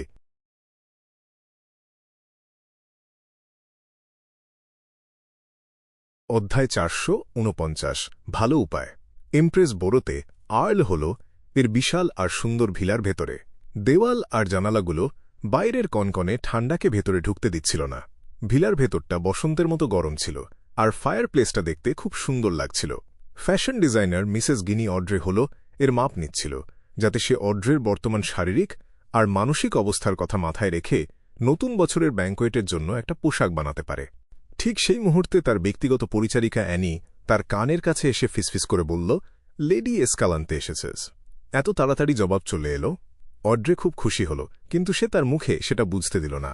মুখে হালকা হাসি ফুটিয়ে এসে বলল, তাকে আমার আর্ট স্টুডিওতে অপেক্ষা করতে বলো। 5 মিনিটের জন্য। Art studio? অ্যানি অবাক হয়ে জিজ্ঞেস করল। হ্যাঁ, আমি চাই সে আমার সদ্য শেষ করা তেলের রঙের ছবিটা দেখুক। সে বলে যে শান্ত মনে আঁকা ছবি দিয়ে খুব সহজেই নিজের আসল চিন্তা আর অনুভূতি প্রকাশ করা যায়। অড্রে ধীরে সুস্থে বুঝিয়ে বলল। অ্যানি হঠাৎ করেই ব্যাপারটা বুঝতে পারল। ঠিক আছে মিস। 5 মিনিটেরও কম সময়ের মধ্যে অড্রে স্টুডিওতে ঢুকল আর দেখল এসকালান্তে দেওয়ালের ছবিগুলো মনোযোগ দিয়ে দেখছে। ওটা হলো মিস্টার সেন্সিয়ের ইনার হার্টস নাইট, এমন একটা মাস্টারপিস যা দেখলে মনে শান্তি আসে। সে হেসে এসকালান্তের কাছে ছবিটার পরিচয় করিয়ে দিল। সেন্সিয়ের ইনার হার্টস নাইট টাস্ক টাইমসের ভোটে গত বছরের সেরা 100 প্রাচীন ছবির মধ্যে প্রথম 10টার একটা। এসকালান্তে স্পষ্টতই এমন একজন ছিল যে নিয়মিত খবরের কাগজ পড়ত, আর স্পেকটেটর পাথওয়ের একজন বিয়ন্ডার হিসেবে তার স্মৃতিশক্তিও বেশ ভালো ছিল। হ্যাঁ, অড্রে খুব সাধারণভাবে উত্তর দিল, যেন এটা খুব সামান্য ব্যাপার। আমি আসলেই আসল ছবিটা দেখার সুযোগ পেলাম। এসকালান্তে আবার ছবিটার দিকে তাকাল। সে এটার দাম অন্তত একটা এস্টেটের সমান কথাগুলো গিলে ফেলল। নিজেকে অতিরিক্ত লোভী হিসেবে দেখাতে চাইল না। অড্রে আর অন্য ছবিগুলোর পরিচয় দিতে গেল না। সে অ্যানিকে বাইরে পাঠানোর একটা অজুহাত বের করল আর সুসিকে ইশারায় দরজার বাইরে পাহারা দিতে বলল। সুসি কোনো বাধা ছাড়াই তার ইশারা বুঝতে পারল। লেজ নেড়ে বাইরে দৌড়ে গেল। এসকালান্তে দরজাটা বন্ধ করে আবার ইজেলের কাছে ফিরে গেল। অড্রে কিছু জিজ্ঞেস করার আগেই সে নিজে থেকে বলল, আমাদের কাছে হিউম্যান স্কিন শ্যাডোর বৈশিষ্ট্য আর উইন্ড ব্লেসড পোশনের ফর্মুলা দুটোই আছে। তবে অপরপক্ষ যদি এমন কোনো প্রস্তাব না দেয় যা ফেরানো মুশকিল, তাহলে আমাদের এটা বিক্রি করার কোনো দরকার নেই। আলোচনা করার ইচ্ছা থাকার মানে হলো আশা আছে। অড্রের সবুজ চোখ দুটো হালকা নেচে উঠল। সে হেসে জিজ্ঞেস করল, বিনিময়ে তুমি কি চাও? এসকালান্তে তার চুলে হাত বুলিয়ে আগে থেকে ভেবে রাখা উত্তরটা দিল। হিউম্যান স্কিন শ্যাডোর বৈশিষ্ট্যের জন্য 2500 পাউন্ড আর উইন্ড ব্লেসড পোশন ফর্মুলার জন্য 3000 পাউন্ড। বেশ বড় একটা প্রিমিয়াম, যদিও অড্রের কাছে এটা খুব একটা দামি মনে হল না। তবে সে একটু হতাশ হল যে সাইকোলজি অ্যালকেমিস্টসের প্রিমিয়াম 50%-এরও বেশি ছাড়িয়ে গেছে। দ্য হ্যাংডম্যানের কথা অনুযায়ী সাধারণ অবস্থায় সিকোয়েন্স 6-এর ফর্মুলার দাম 2000 পাউন্ডের কম হওয়ার কথা, কিন্তু হাই সিকোয়েন্সের যত কাছাকাছি যাওয়া যায় পোষণের ফর্মুলা তত কম পাওয়া যায়, তাই এগুলো কেনা খুব কঠিন হয়ে পড়ে। এখন কোনো সাধারণ অবস্থা ছিল না, আর তার চেয়েও বড় কথা হল কেউ যদি এগুলো বিক্রির প্রস্তাব পায়ও, তবে সেগুলো আসল কি না তা যাচাই করা খুব কঠিন। ঠিক সেই মুহূর্তে এসকালান্তে যোগ করল, যদি অপরপক্ষ মিস্টিক্যাল আইটেম দিয়ে বদল করতে পারে তবে শুধু সেগুলোর দাম কাছাকাছি হলেই চলবে। তার মানে হল তুমি মিস্টিক্যাল আইটেম বেশি চাও আর সেগুলোর জন্য দাম কমাতেও রাজি আছো। সাইকোলজি অ্যালকেমিস্টস হল নতুন তৈরি হওয়া গোপন সংগঠনগুলোর মধ্যে একটা। অন্যদের তুলনায় তারা এই দিক থেকে খুব একটা বেশি জিনিস জমা করতে পারেনি। অড্রে তার ঠোঁট চেপে বলল, আমি তাদের জানাবো, কিন্তু আমি কোনো গ্যারেন্টি দিতে পারছি না যে তারা রাজি হবে। সাইকোলজি অ্যালকেমিস্টস খেয়াল করবে যে সে ইদানিং কোনো বিয়ন্ডার সমাবেশে যায়নি। এই নিয়ে তার একটুও চিন্তা ছিল না, কারণ তার সময়সূচি বেশ ব্যস্ত ছিল। বিকেলের চা, গানের ক্লাস, ডিনার, নাচ, ঘোড়া চালানো শেখা, ভাষা শেখা, নাচের ক্লাস আর আরও অনেক কিছু। তার কাছে বিভিন্ন মানুষের সাথে মেলামেশা করার অনেক সুযোগ ছিল।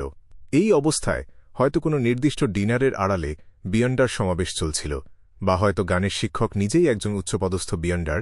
আর সাইকোলজি অ্যালকেমিস্টস যারা ছায়ায় লুকিয়ে থাকে, তাদের পক্ষে প্রকাশ্যে কিছু না করে এসব তদন্ত করা প্রায় অসম্ভব।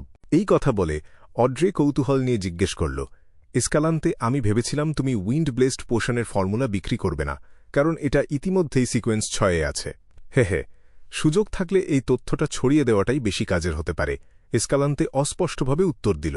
তার মতে যদিও মিস অড্রে একজন নতুন সদস্য যার প্রতি সংগঠনের বেশ গুরুত্ব আছে, কিন্তু সে তো নতুন সদস্যই। এমন অনেক জিনিস ছিল যা সে জানতে পারত না। কেন? অড্রে তার সন্দেহটা চেপে রেখে মিষ্টি করে হাসল। সে খুব সহজভাবে জিজ্ঞেস করল, এসকালান্তে যদি এই চুক্তিটা সফল হয় তাহলে কি এটাকে আমার অবদান হিসেবে ধরা যাবে? এসকালান্তে হাসতে শুরু করল। ক্লাইন সারা সকাল ব্যস্ত ছিল। তারপর সে মিন্স্ক স্ট্রিটে ফিরে এল। সে পেট ভরে খেয়ে বিশ্রামের প্রস্তুতি নিল। তখনই তার কাছে ধূসর কুয়াশার ওপরে প্রার্থনা শোনার সময় আর সুযোগ হল। মিস জাস্টিসের পক্ষের কারো কাছে হিউম্যান স্কিন শ্যাডোর বৈশিষ্ট্য আছে? সত্যি, হয় এটা আসে না, আর না হয় একেবারে জোড়ায় জোড়ায় আসে। একটা গোপন সংগঠন হিসেবে সম্পদের দিক দিয়ে সাইকোলজি অ্যালকেমিস্টস বেশ ভালো অবস্থায় আছে। ক্লাইন হঠাৎ করেই একটা বিকল্প পাওয়ার আনন্দে মেতে উঠল। এমনকি দ্য হ্যাংড ম্যান এখনও তাকে যে 500 পাউন্ড দেয়নি সেটা ধরলেও তার কাছে নগদ মাত্র 1335 পাউন্ড ছিল। এতে সাইকোলজি অ্যালকেমিস্টসের সাথে চুক্তি করার বিষয়টা গুরুত্বের সাথে ভাবতে তার কোনো সমস্যা হল না। 10-12 সেকেন্ড ভাবার পর সে জাস্টিসের কথাগুলো দ্য হ্যাংড ম্যানের কাছে পৌঁছে দিল, এটা দেখতে যে সে কি সিদ্ধান্ত নেয়। 3000 পাউন্ড। আলজার উইলসন, যে এখনও রস্টেড আর্কিপেলাগোয়ের রাজধানী সিটি অব জেনারোসিটিতে ছিল, তার মনে হল কেউ যেন তাকে জোরে ধাক্কা মেরেছে। ব্লু অ্যাভেঞ্জারের ক্যাপ্টেন হওয়ার পর সে কখনো জলদস্যু হিসেবে আবার কখনো আইন রক্ষক হিসেবে কাজ করত, গোপনে বেশ কয়েকটা জলদস্যু দলকে শেষ করে দিয়েছিল। কিন্তু তা সত্ত্বেও যুদ্ধে তার পাওয়া সম্পদের মোট মূল্য 2000 পাউন্ডের বেশি ছিল না, আর এর একটা অংশ তার অধীনে থাকা নাবিকদের মধ্যে ভাগ করে দিতে হতো। অবশ্যই এর মধ্যে ধরা পড়া জাহাজ আর কামানগুলো ধরা হয়নি, কারণ সেগুলো চার্চ অফ স্টর্মসের কাছে জমা দিতে হতো। এতে আলজার প্রায়ই দীর্ঘশ্বাস ফেলে ভাবত যে বেশিরভাগ জলদস্যুই বড়লোক ছিল না, তারা বিলাসবহুল জীবন কাটানোতেই সব উড়িয়ে দিত। মদ, কাবাব, বেশ্যা, গাঁজা আর জুয়া খেলে তারা তাদের সব টাকা নষ্ট করত। যদি না আমি এমন কোনো জলদস্যু দলের মুখোমুখি হই যাদের মধ্যে বিয়ন্ডার আছে, তাহলে এত হঠাৎ করে বড়লোক হওয়াটা খুব কঠিন। আলজার কয়েক পা হাঁটল, তারপর সে তার মনস্থির করে ফেলল। সে তার ভেতরের জামার পকেট থেকে একটা প্রাচীন সোনার মুখোশ বের করল। মুখোশটার মুখের গঠন বেশ এবড়োখে বড় ছিল, আর এগুলো এমনভাবে তৈরি ছিল যা দেখলে প্রাচীন বনের আদিম মানুষদের কথা মনে পড়ে। আলজার বসল, খুব ভক্তির সাথে দফুলের সম্মানজনক নাম উচ্চারণ করল, আর বলল, আমি এই মিস্টিক্যাল আইটেমটা দিয়ে উইন্ড ব্লেসড পোশন ফর্মুলার সাথে বদল করতে রাজি আছি। যতক্ষণ ব্যবহারকারী এই মুখোশটা পরে থাকবে, তারা খুব শান্ত আর আবেগহীন হয়ে যাবে। একই সাথে তারা খুব দ্রুত আঘাত সারানোর ক্ষমতা, প্রচণ্ড গতি আর দারুণ শক্তির অধিকারী হবে, পাশাপাশি কিছুটা কালো জাদু আর আদিম অভিশাপ দেওয়ার কৌশলও আয়ত্ত করতে পারবে। এর দুর্বল দিকটা হল, যতবার এটা ব্যবহার করা হবে, ব্যবহারকারী তত বেশি অমানুষ হয়ে উঠবে। তারা আরও বেশি শীতল হয়ে যাবে আর শেষ পর্যন্ত নিজেদের ঈশ্বর বলে ভাবতে শুরু করবে। দ্য ফুল হিসেবে নিজের আসনে বসে ক্লাইন তার সামনের 500 পাউন্ডের নোট, ছোট সাপের মতো মোটা 5 গোছা গাঢ় নীল চুল আর সাধারণ সোনার মুখোশটার দিকে তাকাল। সে লম্বা টেবিলের ধারে আঙুল দিয়ে টোকা দিল, খুব মনোযোগ দিয়ে ভাবতে লাগল যে সে কোনো মিস্টিক্যাল আইটেমগুলো ব্যবসার জন্য ব্যবহার করতে পারে। All black eye? কিছুতেই না। এটা সিকোয়েন্স 5 ম্যারিওনেটিস্টের প্রধান উপাদান। মানসিক দূষণ দূর করার উপায়টা পেতে শুধু লিটল সানের সাহায্যটুকু বাকি আছে। Black emperor card.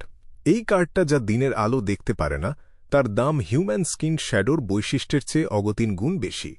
মিস্টার আজিকের তামার বাঁশি।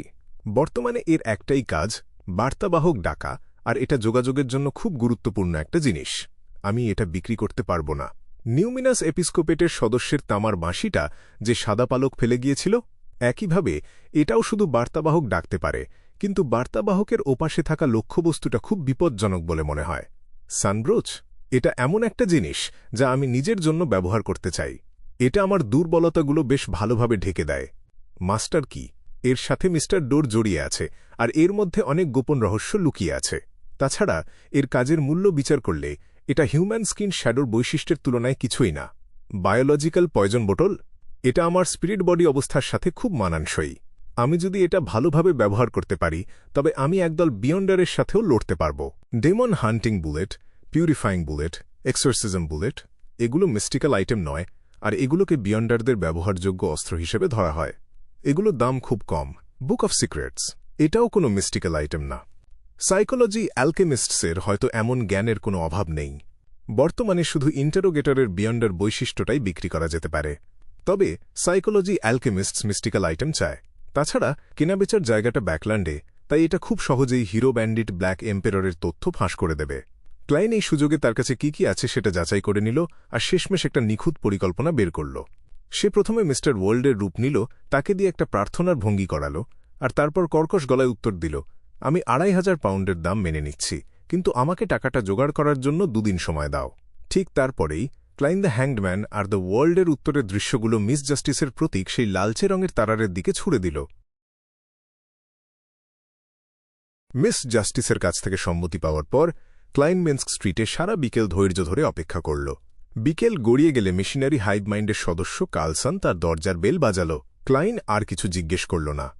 সে লোকটার পিছু পিছু ওয়েস্ট বালাম ডকের কাছে লিভার ক্যাথেড্রালে গেল আর ক্যাথেড্রালের পাশের একটা 3তলা ভবনে ঢুকল। সাইনবোর্ডে লেখা ছিল ব্যাকল্যান্ড ইনস্টিটিউট ফর মেকানিক্যাল রিসার্চ। কতটা পড়াশোনার জায়গা মনে হচ্ছে। ক্লাইনের হঠাৎ করে ব্ল্যাকথর্ন সিকিউরিটি কোম্পানির কথা মনে পড়ল আর তার ঠোঁটের কোণে হাসির রেখা ফুটে উঠল। কার্লসনের দেখানো পথে সে কিছু অদ্ভুত যন্ত্রপাতির পাশ দিয়ে গিয়ে নিজেকে একটা জানালাবিহীন ঘরে আবিষ্কার করল। ঘরের ভেতরের লম্বা টেবিলটা এমন অনেক জিনিস ছিল যা থেকে শক্তিশালী আধ্যাত্মিক শক্তি বেরোচ্ছিল, যার মধ্যে হিউম্যান স্কিন শ্যাডোর বৈশিষ্ট্য আর কালো কাপড়ে ঢাকা স্পেক্টার পোর্ট্রেট ফ্রেমও ছিল। তবে মৃত বিয়ন্ডারদের রেখে যাওয়া কোনো বৈশিষ্ট্য সেখানে ছিল না। বোঝাই যাচ্ছে মেশিনারি হাইভ মাইন্ডের ওপরের কর্তারা চায় না যে আমি ল অফ ইনডিস্ট্রাক্টিবিলিটি অ্যান্ড কনজারভেশন সম্পর্কে জানতে পারি। ক্লাইন এতে একটুও অবাক হল না। তুমি যে কোনো একটা বেছে নিতে পারো। টুপি ছাড়া ইকানসার বার্নার্ড লম্বা টেবিলটার দিকে আঙুল তুলে বলল। ক্লাইন জিনিসগুলো কয়েকবার খুঁটিয়ে দেখার পর দীর্ঘশ্বাস ফেলল। এখানে আমার চাওয়ার মতো কিছু নেই। আমি যদি এর বদলে সোনার মুদ্রা নিই তবে কত পাব? সে আগেই মনস্থির করে ফেলেছিল যে সে মেশিনারি হাইভ মাইন্ডের কাছ থেকে হিউম্যান স্কিন শ্যাডোর বৈশিষ্ট্য নেবে না। যদিও এটাকে কোনো মিস্টিক্যাল আইটেম তৈরি করা বা কোনো নতুন জাদুর আচার পরীক্ষা করার দরকার হিসেবে ব্যাখ্যা করা যেত, তবুও এতে তার নিজের সিকোয়েন্স ফাঁস হয়ে যাওয়ার একটা সম্ভাবনা ছিল। যখন তার কাছে একটা ভালো উপায় ছিল তখন ক্লাইন কোনো ঝুঁকি নিতে চাইল না। তাই সে শুধু টাকাই নিতে চাইল। এটা শুধু তাকে সাইকোলজি অ্যালকেমিস্টসের চাওয়া ২৫০০ পাউন্ড জোগাড় করতেই সাহায্য করবে না, বরং এটা মেশিনারি হাইভ মাইন্ডের তার প্রতি থাকা সন্দেহ দূর করে দেবে। ইকানসার বার্নার্ডকে দেখে মনে হল সে যেন হাঁফ ছেড়ে বাঁচল। সে তার চুলে হাত বুলিয়ে হেসে উত্তর দিল, ১৫০০ পাউন্ড। তবে আমরা চাই তুমি টাকাটাই বেছে নাও, তাই মোট ২০০০ পাউন্ড দেওয়া হবে। ক্লাইন সাথে সাথে একটা আন্তরিক হাসি দিল। ঠিক আছে।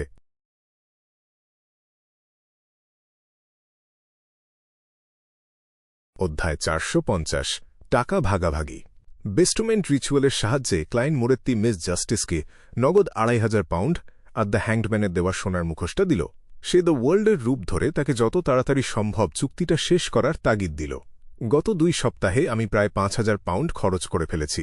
আমি যদি টিঙ্গেন না ছাড়তাম তাহলে এই টাকায় আমি আমার বাড়িওয়ালির পরিবারের মতো আরামদায়ক জীবন কাটাতে পারতাম। একটা পুতুল মানুষের জীবন ধ্বংস করে দেয় আর জাদুর পোষণ খেলে ৩ প্রজন্ম দেউলিয়া হয়ে যায়। ক্লাইন বিশাল কুয়াশা আর প্রাচীন প্রাসাদটার দিকে তাকাল, যা এখন আবার নিস্তব্ধতায় ডুবে গেছে। তার মনটা একটু খারাপ হল, যেন সে খুব গুরুত্বপূর্ণ কিছু হারিয়ে ফেলেছে। বাস্তব জগতে ফিরে আসার আগে সে কয়েক সেকেন্ড চুপচাপ দাঁড়িয়ে রইল। সে তার ডেস্কের ওপর থেকে বাকি ৮৩০ পাউন্ড তুলে নিল এবং সেখান থেকে ৫ পাউন্ডের ৬টা নোট গুনল। তারপর ক্লাইন সেই ৩০ পাউন্ডের নোটগুলো তার চ্যাপ্টা হয়ে যাওয়া মানিব্যাগে রাখল। খুব সাবধানে সে মানিব্যাগটা তার জামার ভেতরের পকেটে গুঁজে রাখল। বাকি ৮০০ পাউন্ড সে ২টো ভাগে ভাগ করল। তারপর এক ভাগ এক পকেটে আর অন্য ভাগ আরেক পকেটে রাখল। এরপর ক্লাইন ড্রয়ার খুলল।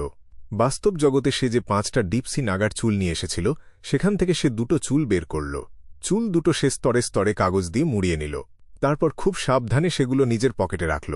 কাজ শেষ করে সে তার টুপি আর ছড়িটা হাতে নিল। রাতের ল্যাম্পপোস্টের আলোর নিচে দিয়ে সে রাস্তার মোড়ের দিকে এগিয়ে গেল। সেখানে একটা ঘোড়ার গাড়িতে চড়ে সে ব্যাকল্যান্ড ব্রিজ এলাকার ব্রেভহার্টস বারের দিকে রওনা হল। বারের সেই গরম আর কোলাহলপূর্ণ পরিবেশের মধ্যে ক্লাইন তার গ্লাসের সাউথভিল বিয়ারটুকু শেষ করল। বক্সারদের জন্য দর্শকদের উল্লাসের শব্দ ভেদ করে সে ধীরে ধীরে বার থেকে বেরিয়ে একটা ভাড়া করা ঘোড়ার গাড়িতে গিয়ে উঠল। গাড়ির চাকার শব্দ শুনতে শুনতে সে ইচ্ছে করেই চোখ বন্ধ করল। হঠাৎ সে জানলায় হালকা টোকা দেওয়ার শব্দ শুনতে পেল। চোখ খুলে সামনের দিকে তাকাতেই ক্লাইনের মুখের পেশি একটু কেঁপে উঠল। সে দেখল ফ্যাকাশে কিন্তু অসম্ভব সুন্দরী শ্যারন ঠিক তার উল্টো দিকের সিটে চুপচাপ বসে আছে। শ্যারন কিছু জিজ্ঞেস করার আগেই ক্লাইন হেসে বলল, তুমি গতবার আমাকে যে তথ্যটা দিয়েছিলে সেটা আমি বেশ ভালো দামে বিক্রি করেছি। ওই আমন পরিবারের সমাধির তথ্যটা। শ্যারন চুপচাপ তার দিকে তাকিয়ে রইল। নিজের ছড়িটা একপাশে হেলিয়ে রেখে ক্লাইন পকেট থেকে ২ ভাগ টাকা আর ছোট্ট কাগজের মোড়কটা বের করল। ৮০০ পাউন্ড আর ২টো ডিপসি নাগার চুল সব মিলিয়ে প্রায় ১০০০ পাউন্ডের সমান। এটাই তোমার প্রাপ্য। ক্লাইন নীরবে একটা শ্বাস নিল। টাকা আর কাগজের মোড়কটা এগিয়ে দিয়ে সে হাসল। শ্যারন তার দিকে একবার তাকাল এবং হাত বাড়িয়ে জিনিস দুটো নিয়ে নিল। সে মাথা নিচু করে হাতের জিনিসগুলোর দিকে তাকাল। তারপর খুব অদ্ভুত আর শান্ত গলায় জিজ্ঞেস করল, তুমি এটা কত দিয়ে বিক্রি করেছ? ২০০০ পাউন্ডে, তাই আমরা এটা সমান ভাগে ভাগ করে নিলাম। ক্লাইন হালকা হেসে বলল, মেশিনারিজ হাইভ মাইন্ড যদি মূল পরিকল্পনা অনুযায়ী আমাকে শুধু 1500 পাউন্ড দিত, তাহলে আমাকে হয়তো প্রথমেই তোমার কাছে কিছুটা ধার করতে হতো। ক্লাইন আনন্দিত হয়ে ভাবল। শ্যারনের রক্তহীন হাতের এক পলকেই টাকা আর কাগজের মোড়কটা একদম গায়েব হয়ে গেল। সে মাথা তুলে সংক্ষেপে সম্মতি জানাল। তারপর সোজাসুজি জিজ্ঞেস করল, ওই সমাধির ভেতরে কি আছে? আমি জানি না, আমি তো সেখানে যাইনি। ক্লাইন তাকে ম্যাজিক আয়না অ্যারোডেসের কাছ থেকে পাওয়া সাহায্যের কথা জানাল না। এক মুহূর্তের জন্য তার মনে হল, যদি সে পুরো ঘটনাটা বিস্তারিত বলত, তাহলে হয়তো শ্যারন আগের মতোই এক হাতে গাল ঠেকিয়ে খুব মন দিয়ে শুনত। এই রেইথ মেটার মনে হয় মানুষের জীবনের নাটক বা বিভিন্ন ধরনের গুজব শোনার একটা অদ্ভুত শখ আছে। ক্লাইন মনে মনে ভাবল। শ্যারনের চেহারায় কোনো পরিবর্তন দেখা গেল না। কয়েক সেকেন্ড চুপ থাকার পর সে বলল, কেউ একজন ওই মাটির তলার ধ্বংসাবশেষে যাওয়ার জন্য সুড়ঙ্গ খুঁড়ছে।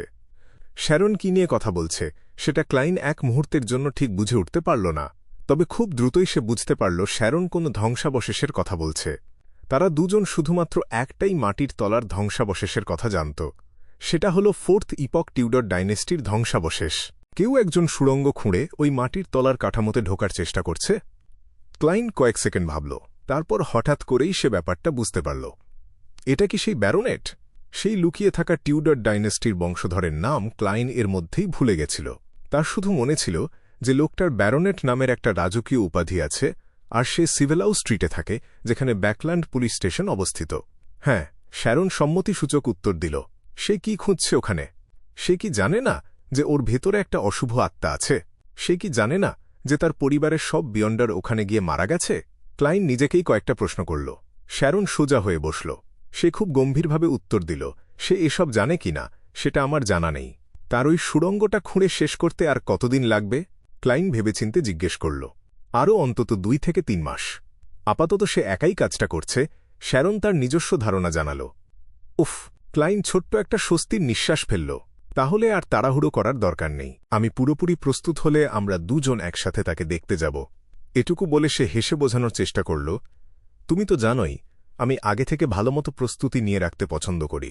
যতক্ষণ না আমি ফেসলেস ধাপে পৌঁছাচ্ছি, ততক্ষণ আমি এগুলোর কোনোটাতেই জড়াব না। সে মনে মনে নিজেকে সতর্ক করল। ঠিক আছে। শ্যারন তাকে জিজ্ঞেস করল না যে সে কি করতে যাচ্ছে, বরং তার শরীরটা খুব দ্রুত হালকা হতে শুরু করল, আর চোখের পলকেই সে ঘোড়ার গাড়ি থেকে উধাও হয়ে গেল। ক্লাইন বেশ নিশ্চিন্ত হয়ে দেয়ালের সাথে হেলান দিয়ে বসল। ফেসলেস পোষণের সব উপাদান আগেই ঠিক করা হয়ে গেছে, এখন শুধু ডেলিভারির অপেক্ষা। আমার সব ঋণ শোধ হয়ে গেছে, তাই এখন আর চিন্তার কিছু নেই। তার মেজাজটা এখন শান্ত হয়ে যাওয়া ফিজি ওয়াইনের মতো লাগছিল। মাঝে মাঝে একটুখানি আনন্দের ঢেউ তার মনের ভেতর চুপচাপ মাথাচাড়া দিয়ে উঠছিল। একটাই সমস্যা হল, ক্লাইন তার বুকের বাঁ দিকে হাত রাখল, যেখানে একটা পাতলা হয়ে যাওয়া মানিব্যাগ ছিল। সে দীর্ঘশ্বাস ফেলে মনে মনে নিজেকে বলল, ক্যাশে মাত্র 30 পাউন্ড, 5টা সোনার মুদ্রা আর কিছু খুচরো পয়সা আছে। বৃহস্পতিবার বিকেল। অড্রে হল তার পড়ার ঘরে মিস এসকালান্তে ওসেলেকার আসার অপেক্ষায় বসেছিল। দ্য হ্যাংডম্যান এবং দ্য ওয়ার্ল্ডের উত্তর পাওয়ার পর সে সাথে সাথেই একজন চাকর দিয়ে এসকালান্তেকে একটা চিঠি পাঠিয়েছে। চিঠির বিষয়বস্তু ছিল খুব সাধারণ। অড্রে শুধু অনুরোধ করেছিল যেন এই সপ্তাহের দ্বিতীয় সাইকোলজি ক্লাসটা বৃহস্পতিবারেই নেওয়া হয়। আসলে এসকালান্তের সাথে অড্রের আগেই একটা চুক্তি করা ছিল। এমন একটা চিঠির মানেই হল অপরপক্ষ তাদের শর্তে রাজি হয়ে গেছে। টক। দেয়ালের ঘড়িটা একটানা শব্দ করে চলছিল। কোমর পর্যন্ত লম্বা চুলের এসকালান্তে হাতে বেশ কিছু পড়ার জিনিসপত্র নিয়ে ঘরে ঢুকল। অড্রে সাথে সাথেই সুশীর দিকে তাকাল। বড়সড় গোল্ডেন রিট্রিভার কুকুরটা একটু অনিচ্ছার সাথেই লাফিয়ে বাইরে গেল। তারপর সে কাছাকাছি একটা ছায়ায় শুয়ে পড়ে আশেপাশের মানুষের যাওয়া আসা খেয়াল করতে লাগল। এসকালান্তে পড়ার ঘরের দরজাটা বন্ধ করে দিল। সে ধীরে ধীরে চারপাশটা একবার দেখে নিল। তারপর ছোট্ট সাদা গোল টেবিলটার উল্টো দিকে বসে জিনিসপত্রগুলো নামিয়ে রাখল। তারা কি নগদে টাকা দিচ্ছে নাকি কোনো মিস্টিক্যাল আইটেমের বিনিময়ে? সাইকোলজি অ্যালকেমিস্টসের এই সদস্য নিচু গলায় জিজ্ঞেস করল। একজন সরাসরি 2,500 পাউন্ড দিয়েছে আর অন্যজন একটা মিস্টিক্যাল আইটেম দিয়েছে। অড্রে খুব সাবলীল ভঙ্গিতে তার মাঝারি আকৃতির কমলা হ্যান্ডব্যাগ থেকে একটা সাদা কার্ডবোর্ডের বাক্স বের করল। বাক্সটার বাইরে আধ্যাত্মিকতার একটা অদৃশ্য দেয়াল তৈরি করা ছিল। আধ্যাত্মিক দেয়ালটা সরিয়ে ফেলার পর সে বাক্সের ঢাকনা খুলল। ভেতরে রাখা সাধারণ দেখতে সোনার মুখোশটা এবার বেরিয়ে এলো। তারপর সে মুখোশটার সুবিধা আর ত্রুটিগুলো তাকে বুঝিয়ে বলল। সত্যি বলতে, মিস্টিক্যাল আইটেমটা হাতে পাওয়ার পর অড্রে খুব কৌতূহলী হয়ে পড়েছিল। জীবনে প্রথমবারের মতো কোনো মিস্টিক্যাল আইটেমের সংস্পর্শে আসায় সে এটা পরীক্ষা করে দেখতে চেয়েছিল। কিন্তু শেষ পর্যন্ত সে তার ইচ্ছেটাকে দমিয়ে রাখতে পেরেছিল, কারণ সে কিছুতেই অনুভূতিহীন আর শীতল হয়ে যেতে চায়নি। এটার দাম আসলে ওই টাকার সমানই। এসকালান্তে মুখোশটা পরীক্ষা করে দেখে একটা স্বস্তির নিঃশ্বাস ফেলল। 2 সেকেন্ড পর সে সবচেয়ে মোটা বইটা টেনে নিল এবং 48 নম্বর পাতা বের করল। বইটার মাঝখানের অংশটা গর্ত করা ছিল। সেখানে হাতের তালুর সমান একটা লোহার বাক্স আর গুটিয়ে রাখা এক টুকরো পার্চমেন্ট কাগজ রাখা ছিল। হিউম্যান স্কিন শ্যাডো বৈশিষ্ট্য আর উইন্ড ব্লেসড পোশনের ফর্মুলা। এসকালান্তে জিনিসগুলো বের করে অড্রেকে দেখাল। অড্রের দৃষ্টি হীরের মতো দেখতে ওই বৈশিষ্ট্যটার দিকে আটকে গেল। ভেতরের মুখটা দেখে তার মাথা চক্কর দিয়ে উঠল। এটা তো একজন স্পেকটেটরের ক্ষমতা আটকে দেওয়ার শক্তি আছে। এটাই কি মিস্টার ওয়ার্ল্ডের সিকোয়েন্সের পথ? তাই তো বলি, অড্রে দৃষ্টি সরিয়ে নিয়ে ফর্মুলাটা পড়তে শুরু করল। Sequence 6, wind blessed. মূল উপাদান: ব্লু শ্যাডো ফ্যালকনের 6টা স্ফটিকের মতো পালক আর 1 জোড়া ড্রাগন আইড সি কন্ডরের চোখ। অড্রে বাকি উপাদানগুলো ভালো করে পড়ার আগেই এসকালান্তে পার্চমেন্ট কাগজটা দ্রুত গুটিয়ে ফেলল। এরপর সে আবারও মেটাল বক্সটার চারপাশে আধ্যাত্মিকতার দেয়াল তুলে দিল। বইটা বন্ধ করে সে ওই মোটা বইটা অড্রের দিকে এগিয়ে দিল। অড্রে বইটা ধরল, কিন্তু সে সাথে সাথে সোনার মুখোশ আর 2500 পাউন্ড এসকালান্তের হাতে দিল না। এসকালান্তের চোখে বিভ্রান্তির ছায়া দেখে আগে থেকে প্রস্তুত থাকা অড্রে হেসে উঠল। সে বলল, অপরপক্ষের সন্দেহ আছে যে এই বৈশিষ্ট্যটা হয়তো মিলবে না, আর ফর্মুলাটাও হয়তো ভুয়া। তাই তারা আগে এটা যাচাই করে দেখতে চায়। আর এই যাচাইকরণের আগে টাকা আর জিনিসপত্র সব আমার কাছেই জমা থাকবে। তারা সবাই আমার বিশ্বস্ততায় ভরসা করে, আর আমি কোনোভাবেই আমার এই সুনাম হারাতে চাই না। আমি তাদের দুশ্চিন্তাটা বুঝতে পারছি। এসকালান্তে এক মুহূর্ত থেমে তারপর বলল, আমরাও তোমাকে বিশ্বাস করি। যেহেতু টাকা আর জিনিসপত্র তাদের নিজেদেরই একজন সদস্যের হাতে আছে, তাই একটু অস্বস্তি হলেও সে প্রতারিত হওয়ার ভয় পাচ্ছিল না। তাছাড়া মিস অড্রে অনেক ধনী আর ক্ষমতাবান। তাকে একজন গ্যারান্টার হিসেবে চোখ বন্ধ করে বিশ্বাস করা যায়। এসকালান্তে বেশ স্বস্তির সাথে ভাবল। কুয়াশার ওপরে থাকা সেই প্রাচীন প্রাসাদে ক্লাইন হাতে একটা স্পিরিট পেন্ডুলাম ধরে উইন্ড ব্লেসড পোশনের ফর্মুলাটা আসল কি না তা যাচাই করছিল। সে ভুল করে ট্যারোট ক্লাবের সবচেয়ে অভিজ্ঞ এবং শক্তিশালী সদস্য দ্য হ্যাংড ম্যানকে হারাতে চাইছিল না। যখন সে চোখ খুলল, তখন দেখল টোপাজের পেন্ডুলামটা ঘড়ির কাঁটার দিকে ঘুরছে। ক্লাইন স্বস্তির নিঃশ্বাস ফেলল। তারপর সে দ্য হ্যাংড ম্যানের প্রতীক ওই টকটকে লাল তারার দিকে নিজের চিন্তাভাবনা পাঠিয়ে দিল। সিটি অফ জেনারোসিটিতে আলজার উইলসন মিস্টার ফুলের নিচু অথচ বহুদূরের কণ্ঠস্বর শোনার আগে প্রথমে একটা অন্তহীন ধূসর কুয়াশা দেখতে পেল। মিস জাস্টিস চুক্তিটা সম্পন্ন করেছে। আলজারের সামনে একটা অদৃশ্য পার্চমেন্ট কাগজ ভেসে উঠল। সেটাতে উইন্ড ব্লেসড পোশনের ফর্মুলা লেখা ছিল। যেহেতু পোশনটা মিস্টার ফুলের হাত ঘুরে এসেছে, তাই এই ফর্মুলার সত্যতা নিয়ে তার মনে কোনো সন্দেহ রইল না। সে খুব সম্মানের সাথে মাথা নিচু করে তাকে ধন্যবাদ জানাল। মায়াটা কেটে যাওয়ার পর সে সাথে সাথে একটা কলম আর কাগজ নিয়ে পোশনের ফর্মুলাটা লিখে ফেলল। তারপর সে উত্তেজনায় ঘরের ভেতর পায়চারি করতে শুরু করল। সে বিড়বিড় করে নিজেকেই বলতে লাগল, ব্লু শ্যাডো ফ্যালকন, ওই আদিম দ্বীপটাতে এটা আছে। দ্য হ্যাংডম্যানের কাজটা শেষ করার পর ক্লাইন এবার তার হিউম্যান স্কিন শ্যাডো বৈশিষ্ট্যটা পরীক্ষা করে দেখার সময় পেল। এটার আসল হওয়ার ব্যাপারটা নিশ্চিত করার পর সে বেশ আরাম করে চেয়ারে হেলান দিল। আনন্দে তার মুখ দিয়ে একটা স্বস্তির নিঃশ্বাস বেরিয়ে এল। অবশেষে 3 সেকেন্ড পর ক্লাইন হঠাৎ করেই সোজা হয়ে বসল। সে সিদ্ধান্ত নিল যে আর একটুও সময় নষ্ট করা যাবে না। আজ রাতেই সে ফেসলেস পোশনটা তৈরি করবে।